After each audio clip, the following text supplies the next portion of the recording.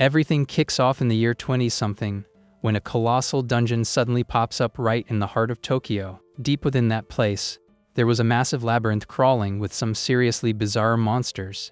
But for anyone brave enough to head down there, they could find riches and resources that simply didn't exist anywhere else on Earth. Driven by the dream of striking it rich, humanity decided to face the challenge and dive headfirst into the dungeon. There was just one catch. The deeper the adventurers went in search of treasure, the more dangerous and lethal the threats became. Exploring that place basically meant shaking hands with the Grim Reaper every single day. Because of that, many of those who entered never actually made it back to the surface. In the midst of it all, one adventurer is paralyzed with shock upon facing a gigantic beast, thinking this is finally his final curtain call. However, a powerful beam of light tears through the air and hits the creature dead on. The impact rips a chunk out of the monster, leaving the guys completely stunned as they look up to see where the attack even came from. That strike was enough to secure a very valuable glowing metal component. The one who fired was Soma, wielding a massive lightning weapon, and he realizes the firepower was well worth the enormous energy bill. The monstrous beast falls lifeless to the ground immediately after, defeated without even a chance to push back. He then calmly heads down to the group while the guys sigh in relief, thanking him and saying that with his help, they could clear the rest of the floor. However, our main man declines the offer on the spot, leaving the adventurers totally confused. The guys are floored and ask if he's pulling some kind of prank on them. He simply explains that he only went there to collect boss materials because he needs to make some serious bank for his little sister. Completely desperate, the team leader begs for a hand. Seeing more monsters approaching, the kid repeats that he won't get involved in a mess that doesn't pay at least 1 gold coin. But he takes a brief pause in his walk. At that, the adventurer quickly offers every cent he has in his hands. With that, the kid draws his weapon and lets them know he's always down to chat when the subject is business. Holding an impressive flaming sword, he's already eager to know how much the guy is willing to cough up for the gear. A few months prior, he was focused on his work while his sister complained that he never got tired of doing only that all day long.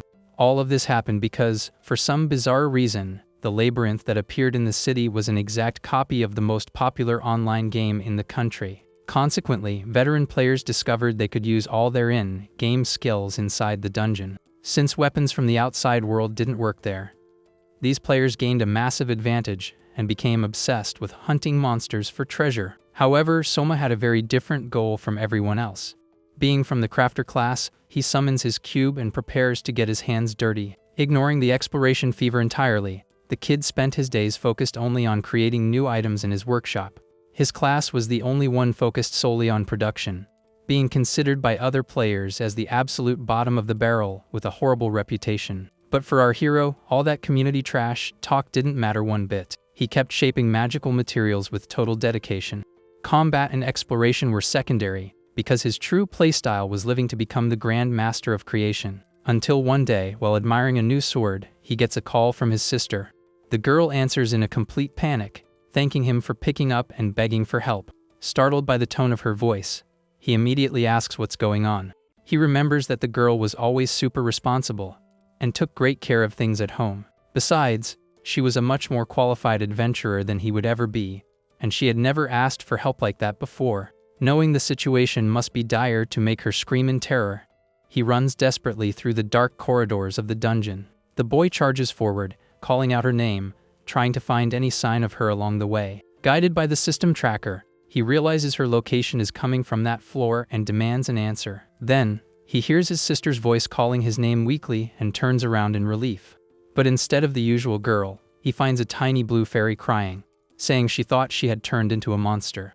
Totally incredulous at the bizarre scene in front of him, the kid freezes on the spot. The silence of the place is broken when he lets out a massive shout, unable to believe his eyes. Trying to make sense of it, he summarizes her story about passing out, while the fairy cries, saying everyone treated her like a freak. The little one remains sitting in his hand, trembling and terrified of her new form. Since the original game never had a monster transformation mechanic, our hero decides to activate his analysis skill. This crafter skill was used specifically to discover crafting recipes.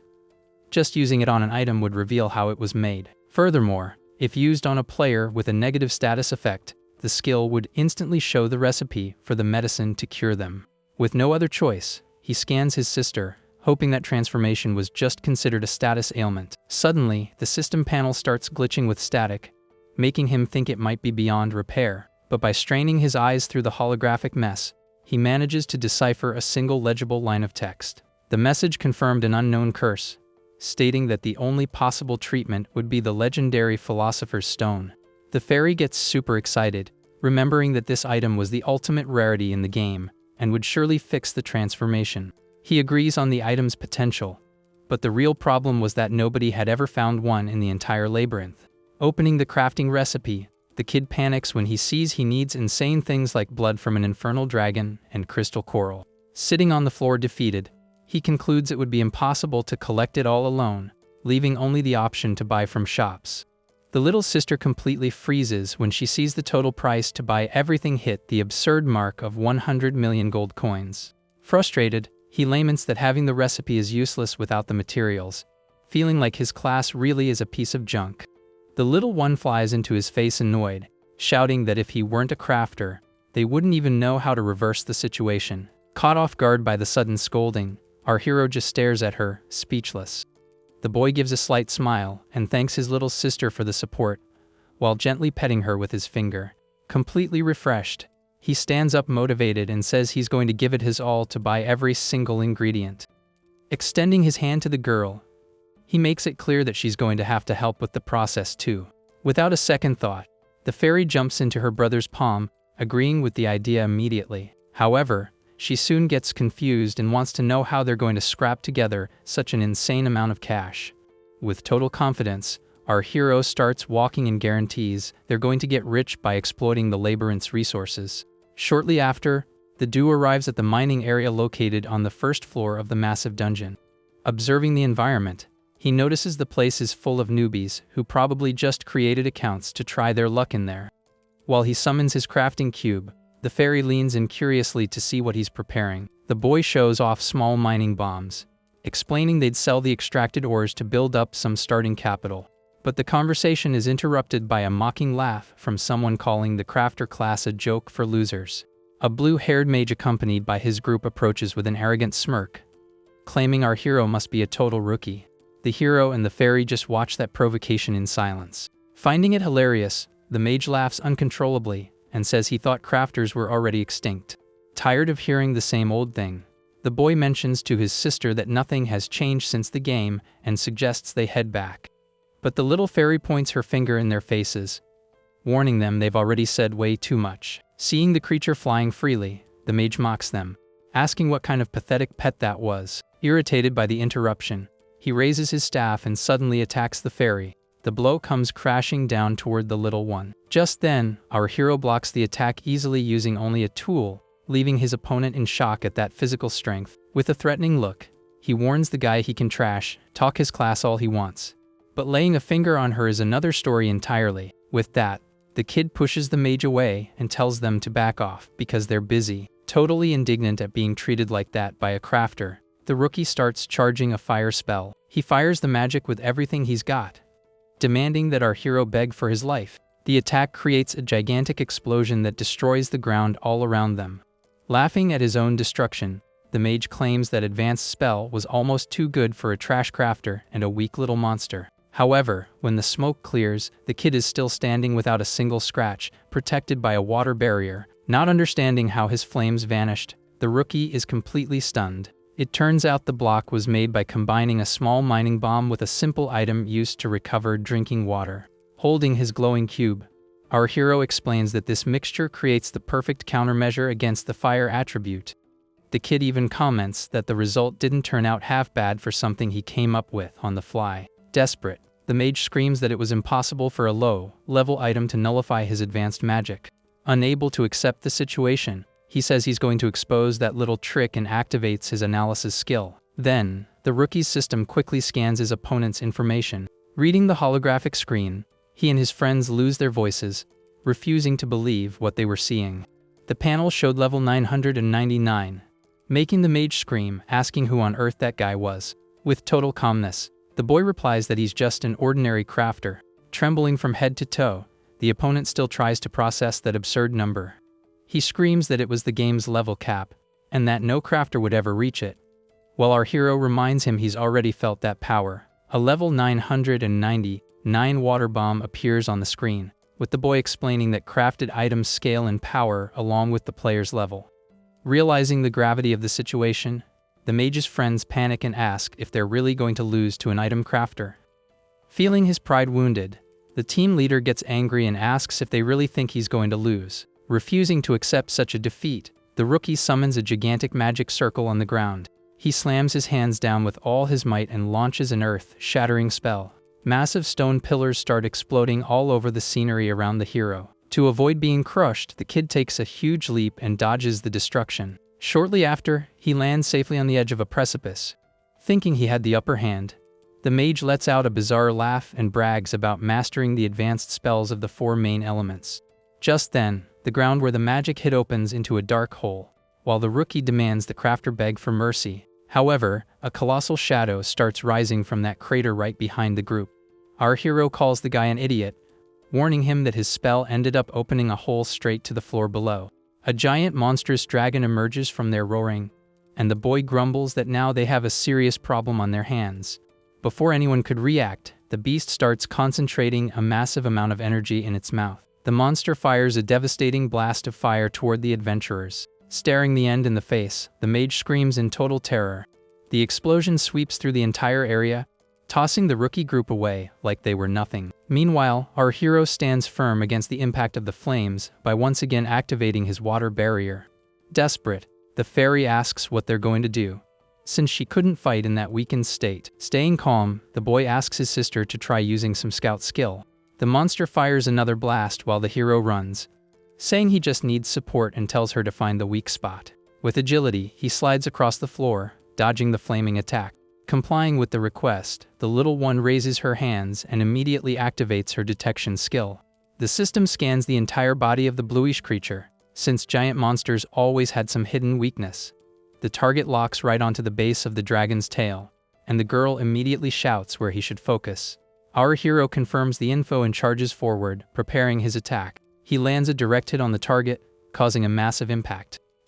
Watching from a distance, the rookies think it did nothing since the beast didn't seem to take damage. But the kid shows off a triumphant crystal, revealing his only goal was to get the item drop by hitting the weak spot. Activating his cube again, he mixes a pickaxe with ore to create a spear and joins his small bombs to make a big one. Adding that to the rare material he just took from the monster, he activates his triple crafting technique, and a absurd flash of light illuminates the entire cave during the forging process. When the light vanishes, he appears holding a giant, brutal weapon made from the dragon's scales. Wasting no time, he charges at high speed toward the monster. Our hero lands the blow with the tip of the weapon directly into the creature's chest. With a cold stare, the kid lets it know their fight ends here. The weapon's mechanism is activated, ejecting a giant ammo casing into the air. A colossal internal explosion tears through the dragon's body, destroying the beast from the inside out. He lands calmly on the ground with his new weapon while the monster dissolves into light particles. The fairy flies around him celebrating the victory, leaving the rookie group up there totally impressed. Just then, a weak voice catches their attention coming from the edge of the hole. It was the team leader hanging on and begging for help, but the kid tells him to use that magic he was so proud of to get back up. Whimpering, the mage confesses he spent all his energy on that last attack. Our hero agrees to help, but makes it clear that because of all the mess, the rescue wouldn't be free. He demands the guy first apologize to his sister, and the rookie starts screaming right away, begging for forgiveness. Besides, the kid mentions he has his own bills to pay, and that letting him go wouldn't yield any profit. With his mercenary-like attitude, he charges every last gold coin the guy had in his pocket. Shortly after, the rookies run away crying because they're now broke, while the crafter thanks them for the business, shaking a bag of money. Sitting on the floor exhausted, the little fairy approaches very concerned, asking what happened.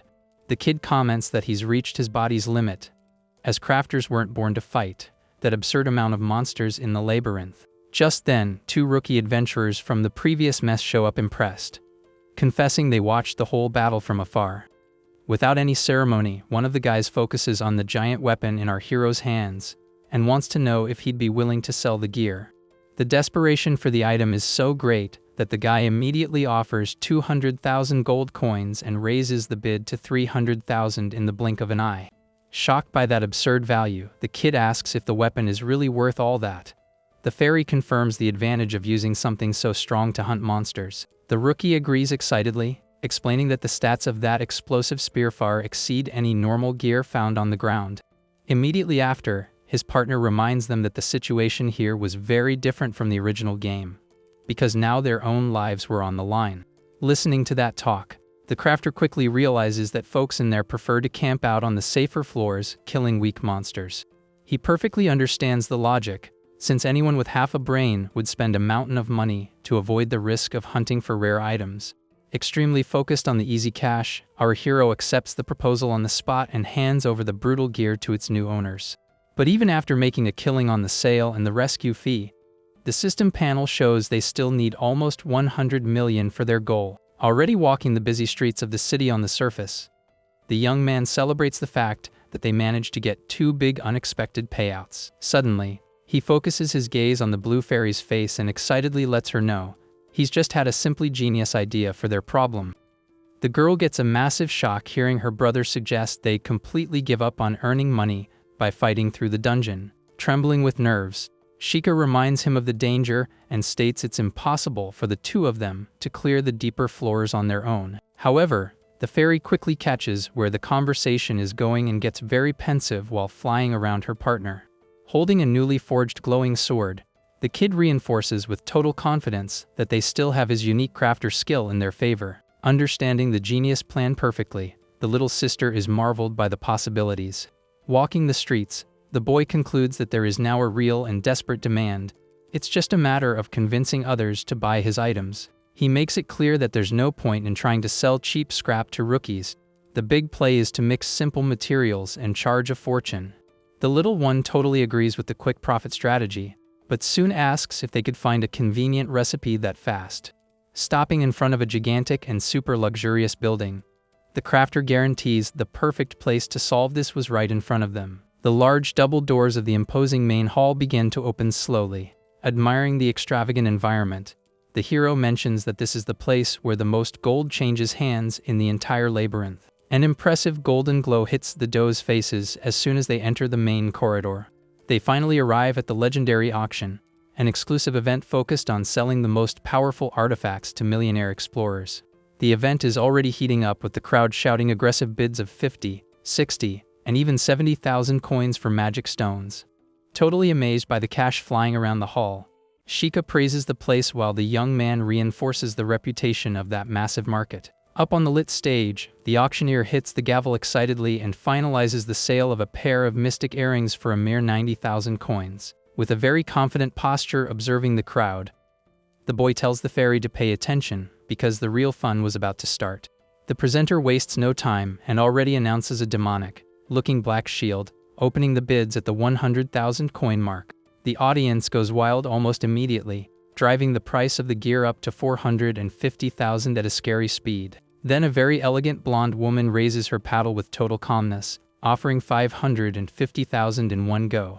With no competitor crazy enough to cover that fortune, the man hits the gavel and hands the legendary defense over to the wealthy lady. Hidden in the back of the hall with the fairy, Soma focuses his eyes on the piece and decides right then that it would be their next production target. Watching the woman take the item, our hero explains that bidding war proved the existence of customers desperate for that model. The crafter's big idea is simply to mass-produce the black shield in his workshop and sell it directly to the rich folks who lost the bid. Already calculating the operation's profits in his head, the boy doesn't hide his greed and shows he's very excited about the mountain of money. Analyzing the system's crafting panel, the duo discovers they only need 2 very rare materials to start heavy manufacturing. The floating holograms clearly display the need to use war adamantite or mixed with the boiling blood of a dragon. The kid remembers with relief that they already secured the vial of blood when they destroyed that colossal monster summoned by the rookie mage. To get the missing valuable stone, the duo heads down to the second floor of the dungeon and starts exploring the dark brick corridors. Upon spotting 2 adventurers standing in a corner, our hero immediately puts on his salesman hat and asks if they're having mana problems. Very friendly, he displays a glowing greenish vial and offers to sell that energy potion made by his own hands. But the negotiation quickly gets tense when he charges the absurd price of 1,000 coins for the liquid, leaving the guys furious at the blatant robbery. Already holding the heavy bag of money, the kid ignores their anger and states he didn't see a problem with taking some spare change from his colleagues.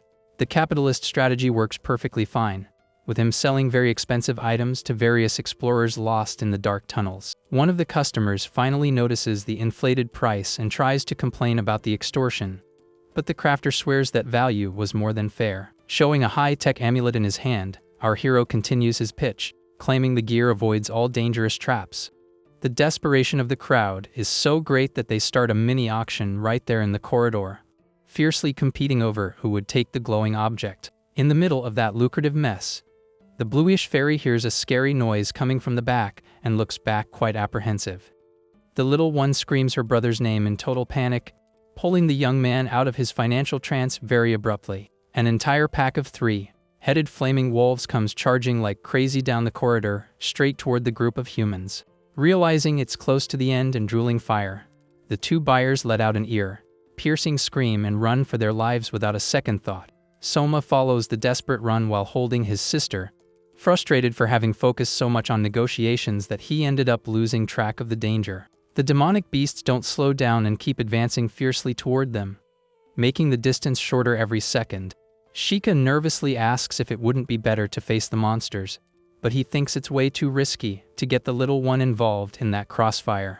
To make the dramatic escape worse, they end up taking a wrong turn and face a solid brick wall blocking the path.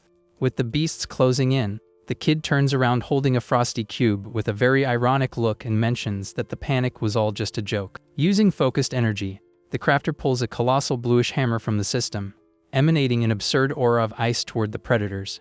Preparing a brutal overhead strike, he shouts that the number of wolves didn't matter at all in that extremely tight space. The impact hits the ground with extreme violence, releasing a freezing magical wave that devastates the flaming pack in an instant. The damage from the blow was so exaggerated that it shattered the surrounding structure to pieces and made the stone floor give way completely under his feet. Tumbling down into the dark abyss along with the debris, our hero asks if his partner is okay, and she's thankful they weren't crushed. Stepping firmly onto a new rocky surface, the boy laments the precious time they lost running and hurries the girl along to keep collecting. However, the poor guy's luck had vanished for good, as the new floor also collapses immediately from the excess weight accumulated from the first impact. Having fallen shamefully into a pile of stones under the hole he opened in the ceiling, the poor young man lets out a groan, feeling pain all over his body. Massaging his own head in the dark, he admits he overdid the strength and is glad they aren't in the real world where he'd already be gone. Completely frustrated with his own tactical error, the crafter realizes he just repeated the same disastrous idiocy as the rookie mage. From above, the fairy dives at high speed toward the bottom of the pit, screaming for her brother with a very terrified expression. The little one lands on his head wanting to confirm if the damage was serious, while he praises the existence of the blessed in-game health system. Sitting cross-legged in the absolute darkness, the boy tries to see around him and decides the total priority now was to find some lighting. Straight from his magical reserves, a small high-tech lantern starts floating, releasing a strong, warm golden glow into the environment. Holding the light protectively, the boy adopts a more alert posture and prepares to face whatever might be hidden in those shadows. The lantern's light reveals a massive, destroyed subterranean chamber. Observing the environment, Soma thinks it's all bizarre and notices the place has a vibe of ancient civilization ruins.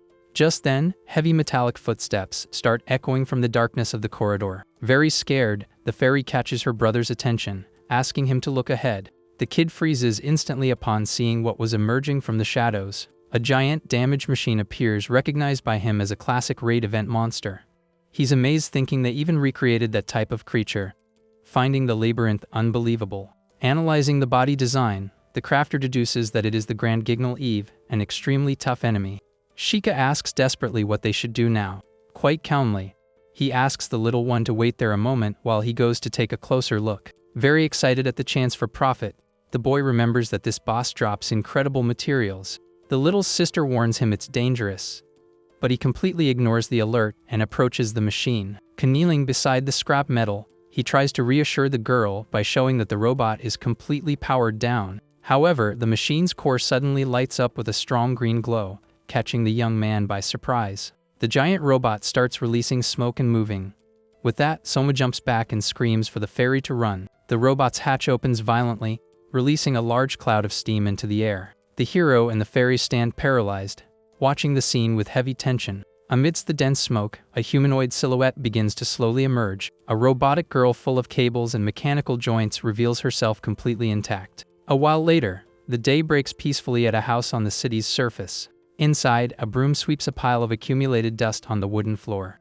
The robotic girl, now dressed as a maid, asks if he doesn't usually clean the place often. Holding the broom, Eve sighs and states that he is a very troublesome master. The two siblings just stare at the robot working, unable to say a single word. Totally confused by the bizarre situation, the boy wonders how things even got to that point. It all happened when the machine's core revealed itself back in the subterranean ruins. The mechanical doll had disconnected from the colossal armor and taken a step forward. Soma remembers that raid boss was precisely composed of a giant exterior and a human-shaped core. But before any fight could start, the robot girl simply slumped to the floor without power. Prepared for the worst, the crafter activated his system and started scanning the fallen machine's body. The holographic panel registered the boy's name as the new master of the device right away. Reading that sudden notification, the duo got a huge shock, not understanding a thing. Back in the present, he explains that the robot lost her enemy memories and became convinced he was her owner. Since orders for her to leave didn't work, the boy ended up bringing the machine home. While cleaning the crafter's messy workbench, the maid complains about the disorder. The fairy totally agrees with her criticism, leaving the young man irritated by that conspiracy. He grumbles to his sister, mentioning that the situation was as nonsensical as her turning into a monster. Decided to monitor Eve, our hero says they're going back to the labyrinth for materials and tells her to stay and look after the house. The robot just stares at the young man with a blank look in silence. Without questioning, the girl bows and wishes him success in his hunt. Already walking through the dark tunnels of the dungeon, the boy is still intrigued by this obsession of hers with cleaning. Flying beside him, the fairy suggests that the character's hidden lore must have come to light. Soma remembers that the game's original lore said these machines were survivors of a very advanced civilization. Apparently, Eve was a maid who served the princess of that ancient era, and losing her memory made that personality return. Satisfied with the theory, he decides to set that matter aside and focus on what really mattered now. The crafter mentions the main goal at the moment was to collect the items to forge the Black Shield. Suddenly, the duo spots a group of well-armed adventurers standing in the middle of the path. Recognizing the leader, our hero immediately calls out to the paladin named Oliver. The armored knight turns around, quite surprised to find the boy in such a dangerous place. One of the team members asks where they know each other from, and the paladin explains the kid is a weirdo focused on a useless class. Offended by the comment, Soma grumbles that it was very rude to call his work junk. Even while teasing his friend, Oliver warns his team not to underestimate the crafter or try to pick a fight. The girls in the group laugh, commenting that the young man's level would surely give them a beating. Very excited, the team's mage approaches wanting to know if the two were great friends. At the same time, the paladin and the boy deny any friendship, leaving the group's ninja impressed by their synchronization. Changing the subject, the knight asks where the boy's sister was, since they were always together. The hero feels a bit awkward with the sudden question. After hearing the whole story, Oliver admits it's hard to believe the girl turned into that little blue monster. The paladin even jokes, saying it was more likely the crafter had gone crazy and adopted a pet. Cutting the talk short, the knight says he doesn't have time to help, and our hero guarantees he wasn't expecting anything from him anyway. Oliver acknowledges that gathering 100 million coins to reverse the spell is going to be an insane job. The knight praises all that dedication, remembering that the little fairy wasn't even the boy's biological sister. Exuding confidence, the crafter replies that it's obvious he'd do anything for her. Moved by the declaration, the little sister squishes his face in a hug while he calls her his greatest pride. In the past, a young grieving boy stared at his parents' graves under a heavy rain. After that tragic accident, he had been left completely alone and helpless in the world. But in the midst of so much sadness, a helping hand ended up reaching out to help him. The Satome couple appeared to rescue the boy from that loneliness.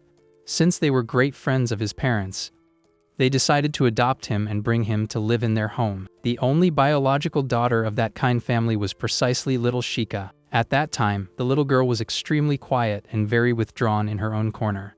Despite that, she opened her heart and genuinely accepted him as if he were her real older brother. Back in the present, Soma guarantees with great firmness that he will save the girl no matter what it takes. Before he could finish the thought, the fairy starts shouting his name from the back of a glowing cavern. The little one flies super excitedly around a giant rock, celebrating that they finally found the black adamantite ore. Holding the glowing stone, the boy is super proud while the fairy celebrates his talent as a scout. With a determined look, the crafter guarantees he'll find a way to bring the little one back to normal no matter what. She asks if that pile of crystal is already enough, but he says he wants to get twice as much to be able to mass produce it. Suggesting they go down a bit more after a break, our hero is interrupted by a weak voice asking for help. The boy gets a huge shock, looking to the side, and ends up recognizing whose desperate voice that belongs to.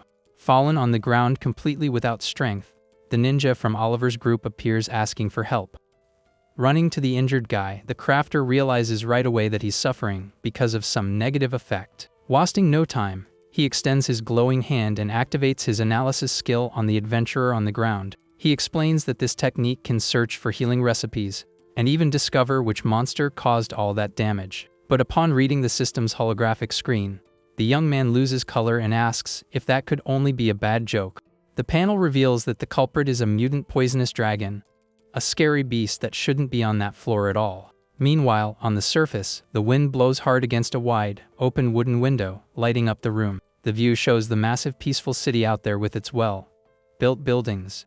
Right atop a dangerous rooftop, a figure observes everything from above with great attention. Eve stays focused on the horizon and states aloud that she must fulfill her great duty. Returning to the hole, our hero explains that those dragons are no big deal and he could handle one easily. However, the mutant variants are absurdly strong, being impossible to defeat even for Paladin Oliver alone. The fairy gulps, asking if they are really that strong, and he confirms that raw stats help a lot. The big problem is that no common magic or antidote works against this variation's lethal poison, leaving the ninja terrified. The little sister wants to know how to save the guy without the ingredients for a serum. He suggests a common potion would only give temporary relief. The crafter grumbles that things have turned ugly, and that if they stayed there, they wouldn't find out what had really happened. Keeping a serious expression, the boy concludes the only viable option now was to go down and investigate the mess. Standing on the edge of a dark pit, he notices that the natural path for mining would end up following that group's footsteps. The young man mentions he's going ahead to take a look, and the little one asks him to be very careful. Using a glowing hook, our hero descends quickly, stating he also needs to prove himself useful in that exploration. Famous for her instincts, the fairy gets a shock upon sensing something very strange rising from the bottom. A pink and poisonous smoke starts leaking from the walls, making the little one decide she needs to warn her brother urgently. Looking at the debris below, the crafter understands the situation and comments that she didn't find any sign of Oliver's group. The little one claims to have felt a fight, but he trusts that the paladin knows how to manage and use his skills against that gas. The boy reinforces that going head to head with the monster would be suicide, so they should focus on solving their own problem. Thinking fast, he comments they could get the ore somewhere else, but quickly discards the idea and decides to stick to the plan. The boy explains that the difficulty of exploring other mining areas was too great for them to handle alone. It ends up being much safer to collect everything around there, in secret, than to risk changing locations. The fairy remembers the lethal smoke problem, but the hero gives a confident smile, guaranteeing he already has the solution. Using tweezers, he quickly extracts some of the glow from his little sister's wings, catching her totally off guard. With her hand on her head, she panics, asking what he took. The young man explains that fairy dust is the standard for curing these things. Summoning his high-tech cube, he says he's going to mix that special powder with some quality materials. A light shines and he instantly forges a long protective scarf with glowing scales. Already with the gear around his neck, the crafter explains that the piece will block the smoke perfectly and calls the girl to keep going. Walking through the infested tunnel, the boy notices that the concentration of pink smoke is way too intense on that level. He asks the little one to be responsible for guiding the way through the pitch black, and she accepts the mission immediately. In a brave leap, our hero uses his energy rope to dive straight into the fissure taken over by the toxic gas. As soon as he lands on the ground, the young man is totally in shock upon facing a gigantic light barrier. Right ahead, the monstrous poisonous dragon violently attacks Paladin Oliver, who is cornered against the wall. The knight uses his heavy shield to withstand the beast's raw impact, but he is clearly reaching his limit. The hero shouts the knight's name, who looks back exhausted and laments being seen in such a pathetic situation. Desperate, Oliver says he'll swallow all his own pride and begs for the boy's help so he doesn't pass on. The paladin focuses on the murderous beast and confesses he has no idea how to handle all that absurd strength alone. Without losing his cool, Soma complains about his slacking, questioning why the group's mage didn't just make a serum to save everyone. The knight points to the girls passed out on the stones and assumes he would never be able to save both on his own. In tears, the team leader offers whatever money is needed and desperately begs the crafter not to let them go. Giving that usual confident smile, our hero finds all that desperation amusing. Holding his magic cube, the boy says that a generous reward totally changed the situation and accepts the contract. Hearing the confirmation, the paladin breaks into a gigantic smile of relief and thanks him from the bottom of his heart. Just then, the mutant monster attacks with fury, digging its claws with all its might into the adventurer's defense. The poisonous creature recoils for a moment while roaring furiously at its prey, without giving any rest. The dragon opens its mouth and fires a concentrated beam of lethal energy straight at the warrior. Realizing the extreme danger, Oliver slams the ground and conjures his skill to create a gigantic shield of light. The purple beam brutally collides against the golden barrier, generating a shockwave that shakes the entire cavern. With the devastating impact, the knight is dragged several meters back, trying to stay on his feet by force. Advancing without mercy, the monstrous beast prepares to tear through the warrior's defense with a claw strike, but Oliver is totally surprised to see a small metallic cylinder flying right past his face. Giving a mocking smile, the crafter throws his grenade and tells the creature to swallow that whole flash. The device explodes in the air, releasing an absurd blinding light that instantly blinds the monster. Caught off guard by the intense glow, the paladin has to protect his own eyes with his arm. The flashbang's explosion hits the dragon's face dead on, interrupting the creature's attack right away. Taking advantage of the distraction, Soma runs past and guarantees the knight the saving serum would be made quickly. Oliver realizes the danger too late when a giant tail swings with everything in his direction. The swift blow hits the paladin dead on, throwing his body violently against the sharp rocks. Completely furious, the predator's glowing red eye focuses on its new prey running away. The beast roars, spreading terror, while the fairy screams in panic, warning her brother that the monster was after him. The boy realizes he attracted attention with the flash and activates his cube to quickly create a containment trap. But the beast doesn't give him time to finish and fires another blast of poisonous energy from its mouth. The attack grazes our hero's arm, ripping a scream of pain from the kid during the run. Defeated on the ground with his arm covered in that lethal smoke, he hears the little fairy screaming his name in tears. Frustrated by the attack, our hero grumbles that his creation ended up being interrupted like that. Just then, a colossal beam of energy explodes upward while the dragon roars furiously. The boy looks up right away, totally surprised by that sudden scene. Recognizing the silhouette in the middle of the light, he quickly realizes who was arriving. Eve appears glowing on the battlefield, making the crafter scream the girl's name in disbelief. With total calmness, the maid lands on the destroyed ground right in front of the huge poisonous beast. Confused, Soma wonders what she was doing there and fears her boss memories have returned. Desperation hits hard, for the boy knows they wouldn't stand the slightest chance against a raid monster in that state. But ignoring all the tension, the robot girl simply flies right past her master. He stands perplexed, observing her absurd speed, even without that giant armor. In the robot's hands, the protective scarf the boy had forged glows intensely. The maid wraps the gear around our hero's neck, leaving him completely without reaction. With a professional posture, she explains she went there just to return the item he had forgotten. Still processing everything, he stammers a thanks, while she guarantees that was also a maid's duty. Flying right there beside them, the little fairy lets out a huge sigh of relief that it wasn't an attack. The hero joins in praising her dedication, while the little sister mentally gives thanks for their luck. Eve laments having let the fabric tear without noticing and explains she planned to fix everything later. Handing the fairy over to the girl, our hero asks for her support.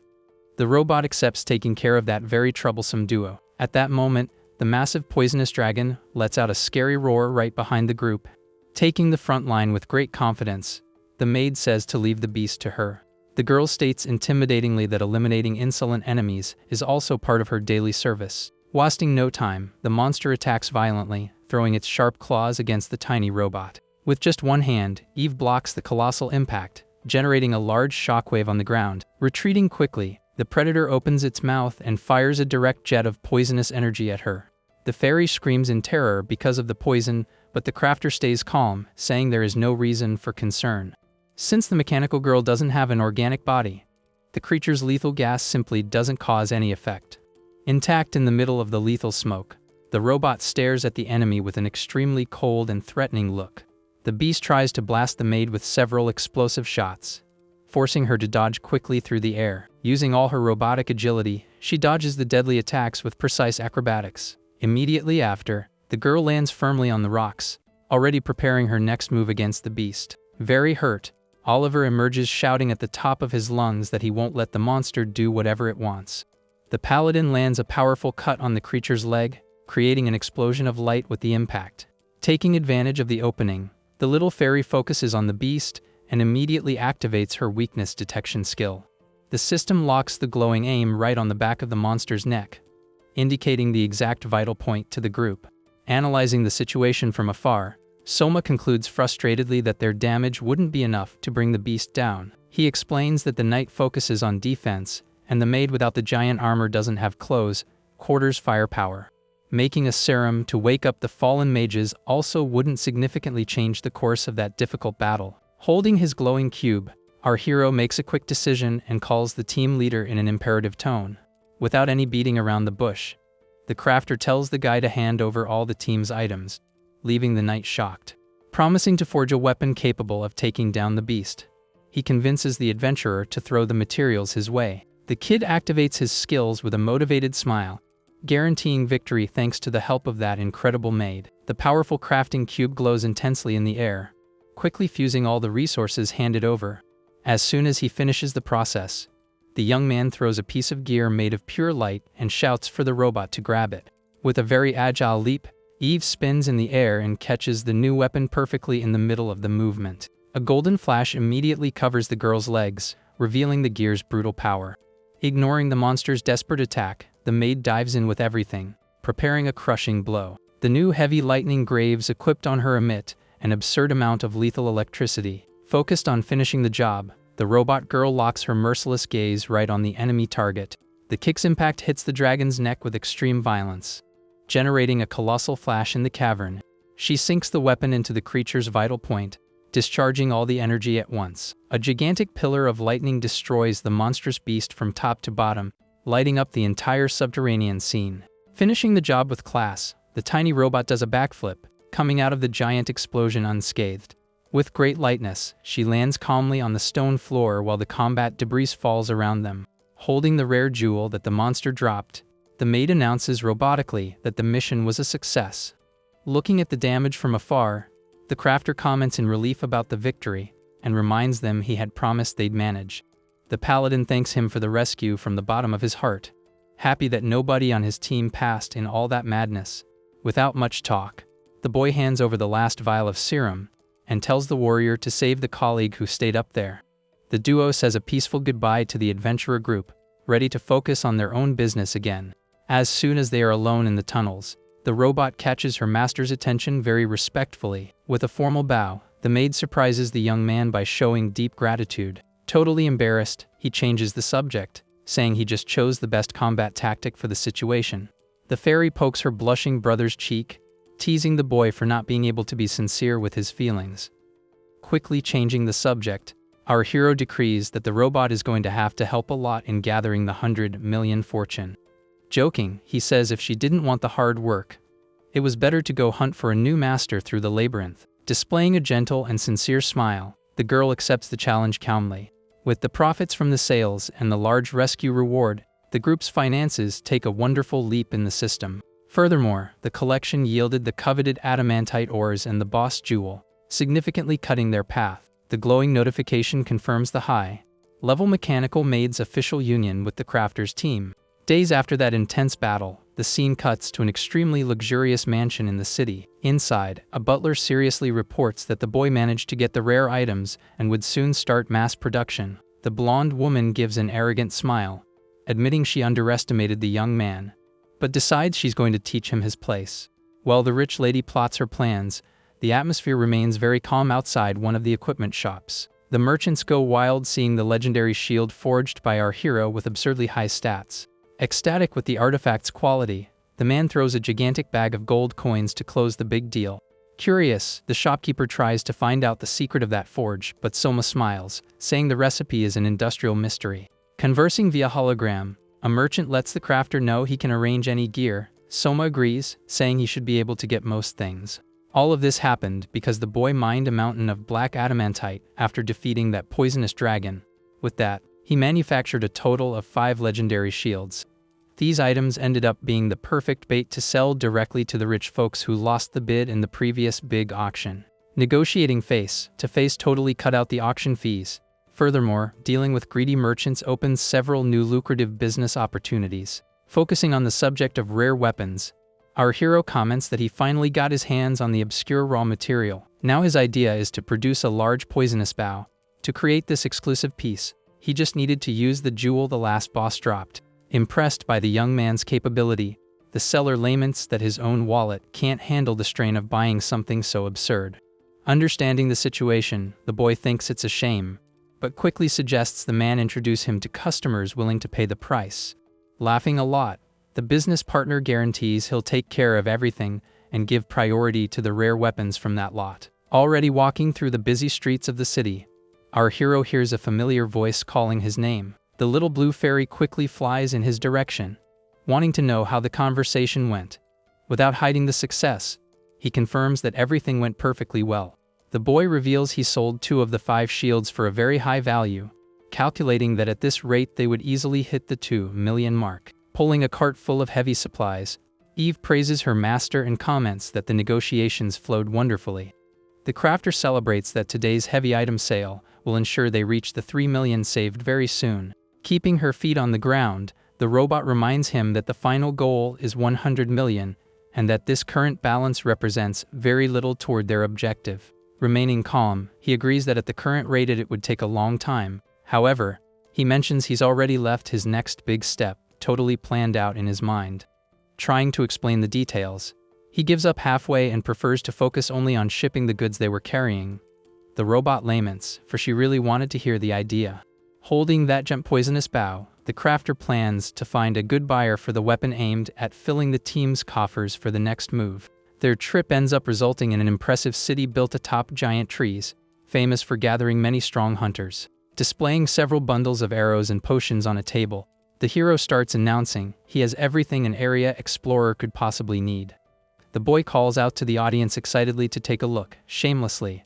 The strategy soon attracts a curious crowd around their makeshift stall. Taking full advantage of everyone's attention there, Soma decides it's the perfect time to present his best creation. The display of the glowing, majestic bow leaves the hunters marveled, whispering that they had never seen such incredible gear before. Focusing on a potential customer, the crafter tries to convince the young man that that weapon would be the perfect fit for his class. Caught totally off guard by the direct and friendly approach, the customer's breaking into a cold sweat and stammers a lot, unable to give a clear answer. Seeing the nervous hunters whispering among themselves, the hero gets confused and tries to understand if the options displayed there weren't good enough. Sensing a weird vibe in the air, the boy notices the tension in the audience. One of the men whispers that the guys wouldn't even take the cheapest items from the stall. Observing better, Soma notes the problem wasn't a lack of interest or high price. Just then, someone in the crowd warns in a panic that a certain guy had arrived. Heavy footsteps echo through the wooden planks of the bridge.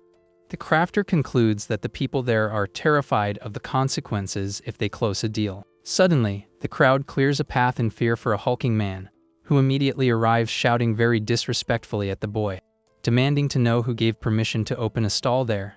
The big guy named Hyath approaches, letting them know that territory already had an owner. Without showing the slightest scared reaction, our hero just stares at that giant guy's bluster in absolute silence. Bothered by the coldness, the hunter scowls. For his part, the boy states he doesn't know the fellow from anywhere and wants to know who on earth he was. With total calmness, Soma introduces himself as an ordinary crafter and questions if the bully needed to know anything else. The hunter and his goons start laughing uncontrollably, mocking the production class and calling the boy a useless nobody who masters absolutely nothing. Used to this kind of childish prejudice, our hero doesn't even care about the insults. and just thinks it's been a while since he heard a joke like that. Intimidating the local audience, Hyath forces the customers to agree that it's much better to buy the weapons he himself forges rather than the rookie crafter's junk. Raising his hand to ask for calm, the boy understands right away that the big guy used fear to monopolize the entire location's sales. Soma deduces that the hunter himself produced the area's stock, while his rival decides to offend the little fairy, calling her a ridiculous little pet. Upon hearing his little sister being insulted out of nowhere like that, the boy's face completely shifts to a very furious expression. Curious, Eve asks about the items forged by the bully. In response, the crafter states aloud that he only saw scrap worse than standard gear around there. His pride wounded, the hulking hunter's eyes widen with hatred, wanting to start a fight. Promising to crush the boy, Hyath boils with rage. Very excited, Soma agrees to solve the problem by suggesting a classic hunter-style duel. The crafter tries to propose a bet worth the permanent expulsion of the loser from that area, but the other guy rejects the condition before even hearing everything. Holding his glowing magic cube, our hero provokes his rival mockingly, asking if he was so afraid to take on a high-risk bet. Completely furious at the repeated provocations, the bully threatens the boy, demanding he at least put his own exile as payment for defeat. Stomping the ground with absurd raw force, the hunter kicks up dust, showing he was taking that challenge very seriously. Using his home turf advantage, the big guy quickly jumps to the massive tree branches and shouts his acceptance of the initial bet's conditions. Pulling his bowstring in mid-air, Hyath warns that besides the banishment, he's going to deliver such a beating that the crafter will never recover. Facing his target down below, he decrees the rule that each should forge their own weapon, and whoever lands the first shot would be the grand winner. The arrogant hunter fires a colossal energy arrow downward, promising to teach and practice the massive difference in skill between their two worlds. However, the big guy freezes in shock, seeing that his attack simply didn't cause the quick damage he so expected, holding the enemy arrow in the air with ease through a concentrated magic barrier. Soma apologizes for the mishap in a very mocking way. Summoning the Brahmastra bathed in golden light, the crafter explains the weapon possesses an infallible auto-tracking mechanism. Sighing with fatigue, the boy laments having spent his most valuable materials on that useless nobody, knowing he'd have to repurchase everything to serve his customers. The golden arrows tear through the forest interior in a relentless chase, taking sharp turns in the air to corner the hunter by the flanks. Running desperately through the massive branches, Hyath flees the guided shots, swearing revenge against the brat who ruined his fame. Seeing it would be impossible to keep dodging forever under those conditions, the hunter activates a special technique with his eyes flashing with hate. A whirlwind of green energy explodes around the man as he bellows the name of his advanced skill focused on summoning monstrous beasts. Down on the safe ground, our hero notices the change in the atmosphere and looks up very suspiciously, while the tiny robot asks if something was wrong. A gigantic horde of demonic beasts plunges furiously through the tree gaps, catching the entire local adventurer group by surprise. Chaos dominates the small wooden village as the earlier fearful hunter flees in absolute panic, stating the situation has turned into a total disaster. Amidst the desperate shouting, some customers try to organize a makeshift defense line while the brutal monsters advance mercilessly. Acting swiftly and coldly, Eve lands a devastating kick on one of the beasts, taking control of the front line to protect the merchandise. Clearing the area with her heavy weapon, the maid finds the pack's perfect coordination strange, thinking the formations were too organized for a natural attack. Hidden high up in the trunks, Hyath vibrates with the destruction down below. The crafter deduces that orchestrated mess was that fellow's technique at work. Our hero evaluates if his rival planned to sweep the entire area out of spite, but soon understands the monster rain served only as a big distraction. Quickly analyzing the battlefield, the boy concludes the village wasn't the hunter's main prize and decides to think like the villain would. Suddenly, Soma freezes instantly upon solving the puzzle, discovering exactly where the real danger of that cowardly plan would come from. Totally confirming his suspicions, the boy focuses on the lethal arrow tearing through the fog straight toward him to take him out in stealth. A veritable rain of golden arrows begins to descend mercilessly from the sky, trying to impale the unprepared target from every possible angle. The crafter slides, barely escaping the shower of shots. The fairy screams the shooter's likely location, and he decides to crush the hunter right at the source. Pulling the Brahmastra's magic string to the absolute limit, the boy fires his counter-attack and internally hopes the arrow reaches that distance. The trail of bluish light cuts through the closed forest skies at a scary speed, adjusting its route mid-flight to hunt the hidden enemy. Convinced he was safe in his distant position, the big guy just watches perplexed as the blinding magic of the accurate arrow kisses his own face. It all starts with the golden arrows tearing through the forest in a relentless pursuit against the hunter from the flanks. Looking back, Hayato grumbles that amateurs are useless and questions if the boy doesn't know about damage drop off at range. Confident, he evaluates that the attack's power must already be weak and brags about possessing a special skill to mitigate that loss. The hunter states he'll shoot the boy non-stop while he's trapped by the beasts, considering that the best battle style. But his arrogance soon turns to shock upon holding the object that was attached to the arrow. The big guy's eye reflects the intense glow of the sudden ignition. A violent explosion hits the hunter dead on, ripping a cry of pain from the fellow. Tumbling through the giant branches, he wonders if the crafter forged a bomb and tries to convince himself he can take the hit. Just then, Hayato notices several other arrows with explosives falling right beside his face. A second colossal detonation swallows the big guy in midair, causing devastating damage to the forest. Down on the ground, Soma lowers his bow and mocks him, asking if his rival really thought he would fight using normal tactics. Remaining calm, our hero just observes the result of his work with total tranquility. Immediately after, a blue-haired adventurer approaches, thanking our hero very much for saving them from that predator. Eve carries a pile of coins and items, while the crafter says that buying his goods was already more than enough thanks. However, the customer gets worried and questions if the big guy's banishment would be useless since it was just a verbal promise. Thinking about it, the young man comments that the residents there would like to make a special request of the crafter. He explains that that assembly hall in the tree was built by the explorers themselves to serve as a base. Originally, the place's management was fairly divided among 10 volunteers from the advanced hunter classes. The group kept the base functioning perfectly well, joining the strength of all members. But one by one, these managers vanished during explorations, until only Hayato was left in total control of everything. Our hero understands that the big guy used the unique manager privileges to monopolize the local area and act as the owner of the place. The adventurer reveals rumors that the hunter himself got rid of his colleagues, leaving Soma indignant at the cruelty. Stopping in front of a huge area, the young man apologizes for the delay. The crafter soon wants to know what the job would be. The fairy and the boy are marveled, looking at the colossal glowing divine tree right in the center of the village. The customer then asks if the protagonist would be capable of forging an entirely new base, using that sacred tree as material. He details that with a new base, they could simply lock Hayato out forever. Concerned about the task size, the blue fairy questions if her brother could do something that giant alone.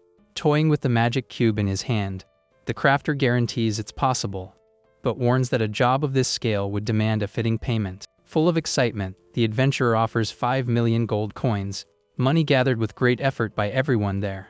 Hearing that absurd value, the boy shows extreme greed and decrees that the negotiation was a success. Already focused on the work, the boy asks if they should finish everything today. The young man panics, remembering the old base took a month.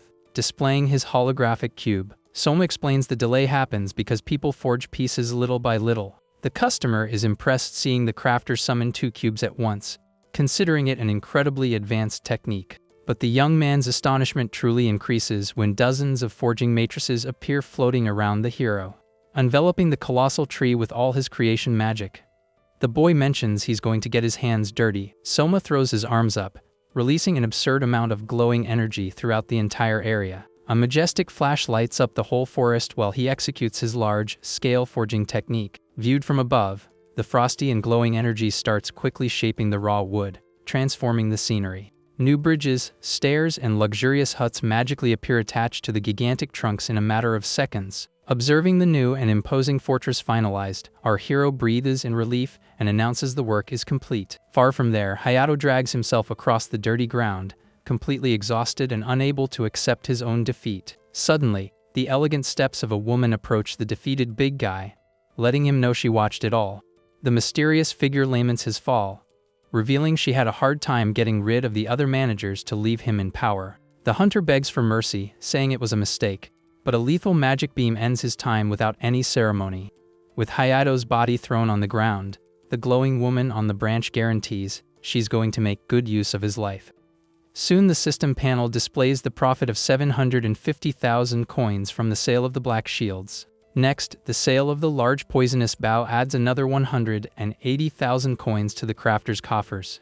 Smaller consumables sold to the forest hunters yield another 60,000 for the team's account. Summing everything with the 5 million prize for the base's construction, the operation's net profit reaches an impressive mark. Walking very satisfied, the boy calculates that they now have 7 million saved and only 93 are left to reach the goal. Soma confesses to the maid that the base reward saved the day, but is happy the weapons also paid off well. Analyzing the production costs, he notes the materials take almost half the profit and plans to lower that margin urgently. Reading the floating reports on the street, the boy laments not being able to collect everything alone to save even more money. His financial reading is interrupted when a virtual envelope appears floating right in front of his face. Our hero is in shock upon opening the message, realizing it was a direct summons from the Self-Governance Committee. The fairy and the maid are confused, observing his desperation, wanting to know what that committee was about. The truth is that the Labyrinth of Illusions was a massive dungeon that appeared out of nowhere in reality, being based on the original game. Unlike the online game, which had moderators to punish toxic players, that new world had no official laws. Consequently, the dungeon accepted any type of explorer, allowing villains to walk freely through there. To combat this mess, a group of volunteers created the said committee. Now, the duo waited tensely on the organization's mansion sofa. Resting his face on his hand, the boy doubts the group's competence, since cruel hunters did whatever they wanted around there. The crafter quickly deduces that the organization only had enough strength to maintain order in the safe surface areas. His thoughts are cut off when a blue-haired man in a suit enters the room, thanking the team for their presence. The man sits in a luxurious armchair and lets them know the woman beside him would be responsible for explaining the details of that meeting. The very elegant blonde introduces herself formally. Our hero notices right away that she belongs to a high-level class. Walking through the room in her expensive heels, the woman reveals she knows the hero is the only max-level crafter in that world. Maintaining his posture on the sofa, Soma listens to the rich lady state that he was the only one to complete every recipe from the original game. The blonde raises the boy's chin with her finger, praising the fact he never showed off, which made him a true hidden legend. The crafter just glares at her hand, while she concludes only someone with that talent would make those shields. Arranging her hair arrogantly, the girl mentions it took a lot of work to dig up all that confidential information about him. Immediately the boy recognizes her face from the big auction, not understanding the reason that rich lady wanted to see him now. Without lowering his guard for even a single second, our hero maintains an extremely serious expression awaiting the next move. Observing the daylight through the large office window, the woman warns she's going to be very direct and make a single demand. Displaying a controlling and cold look, the madam orders the boy to immediately cease the sale of his counterfeit rare items. Caught totally off guard by the absurd accusation, Soma stands static and unable to understand a thing about that story. Ignoring the authenticity of the pieces, the blonde questions why he'd have to stop the sales in a very snobbish way. She states quite obviously that all that production was tanking the market value of her personal collection.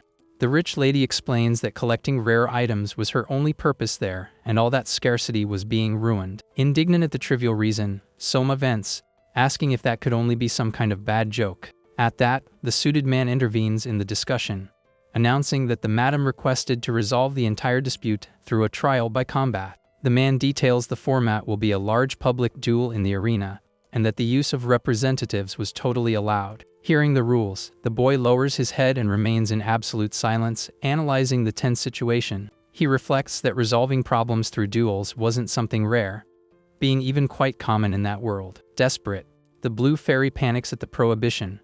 The young man thinks that if he stops selling rarities, he'll never gather the cash to save her.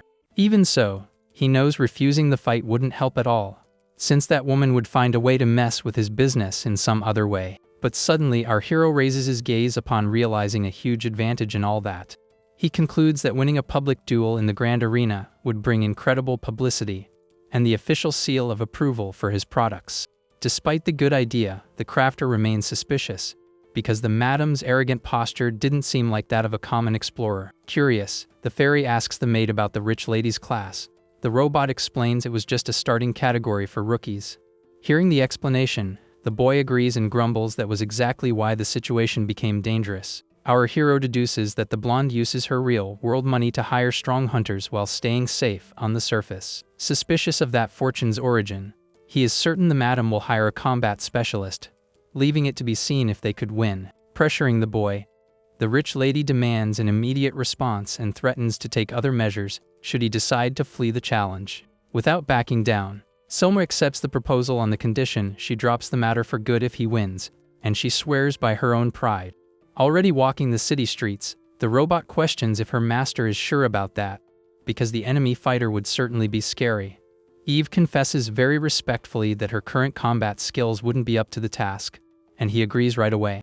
The boy admits his own attributes are terrible compared to real warriors, besides not having any attack skills. Showing the gold bars in the system, he guarantees his sister he only accepted that risk because he truly saw a chance. Stopping his walk, the crafter faces the maid firmly and says he wants her to be his official representative in the grand tournament. Totally surprised, the mechanical girl accepts the order, but sincerely asks if he wasn't overestimating her potential. The robot reveals she evaluated the madam's giant bodyguard and calculated their chance of victory didn't exceed the 30% range. Finding it funny, the protagonist says he only expected 10%. The fairy gets very irritated with the comment and threatens to punch him. Returning to seriousness, the boy remembers they also didn't have the necessary attributes to defeat that poisonous dragon in the past. He reinforces that the true strength of that victory didn't come from raw power, but rather from the broken gear he himself had forged. Holding his magic cube with total confidence, the crafter guarantees he can create even the most lethal weapons in the game if he has the right material. Understanding the logic, the robot kneels with a collar pretending to be a little monster. The boy dies of embarrassment and tells her to stop. Returning to the main subject, the little fairy warns that the true nightmare there would be getting all the high-quality materials in time. The little sister short circuits calculating they didn't have money to buy everything and the 3-day deadline was too tight to focus on that. Maintaining his calm smile, the hero calms the girl, guaranteeing he already had a perfect plan to solve this problem. The crafter explains that rare items for mechanical dolls drop from the same type of bosses and lets them know they're going to recycle the old giant machine's carcass. Looking at the colossal scrap in the shadows, he states those abandoned metallic remains were the definitive key to victory in the duel. Wasting no time, the boy already starts tearing plates and valuable cables from the machine's structure. Holding a glowing high-tech part, Soma celebrates very excitedly for having found another important component. The blue fairy also celebrates the large collection, while he gives thanks for the luck of no other explorer having cleared that place before. Observing the huge facilities, the boy explains that the boss room regenerated itself, protecting the scrap from natural wear. Hanging from a rope, he grumbles that this same automatic regeneration also forced the team to blow up the entire entrance again. At that moment, the maid approaches carrying a basket loaded with components, and lets them know she finished her sweep of the area. Our hero thanks her for the effort. The robot girl replies with great politeness, and leaves all the heavy forging work in her master's hands. Arranging her own hair, Eve confesses she would love it if her ability to generate weapons were working normally. With a sad expression, the machine laments that this special function ended up being destroyed along with all her old memories. The hero agrees, remembering that some high-level mechanical monsters really possessed that absurd creation skill. Since her original version was a relentless raid monster, the young man imagines her personal weapon must cause brutal damage. Turning his back on the fallen machine, the boy sighs resignedly and states there was no use crying over a broken function. However, the tiny robot interrupts her master's thoughts, calling his attention quite hesitantly. Walking beside him, Eve reveals that all files regarding her own origin remained completely locked in the system. She explains she managed to track a large amount of frozen memories hidden way deep in her database. The maid suggests unfreezing these files to try and recover the weapon generation, but the crafter forbids the idea on the spot. With a tense look, Soma is absolutely certain that that information was the raw data of her as a great enemy boss. The boy freezes just imagining his companion recovering her old mindset and turning against them all of a sudden. But his dark thoughts are quickly interrupted when the girl calls for him once more.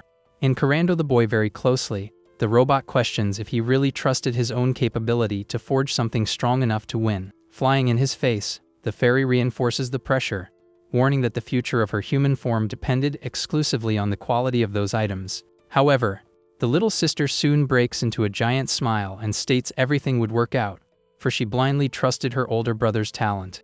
Hearing that vote of confidence, our hero gives a very self-assured smile and tells them to leave all the heavy work in his hands.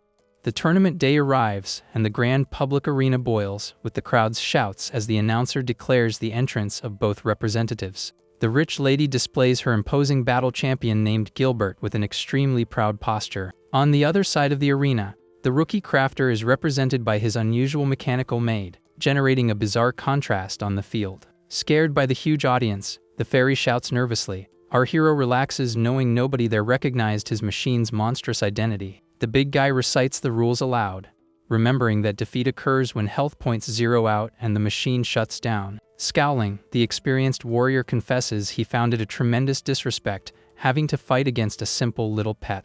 In response, the robot suggests he praise his opponent a lot now, so he'll have better excuses when he ends up losing badly in the end.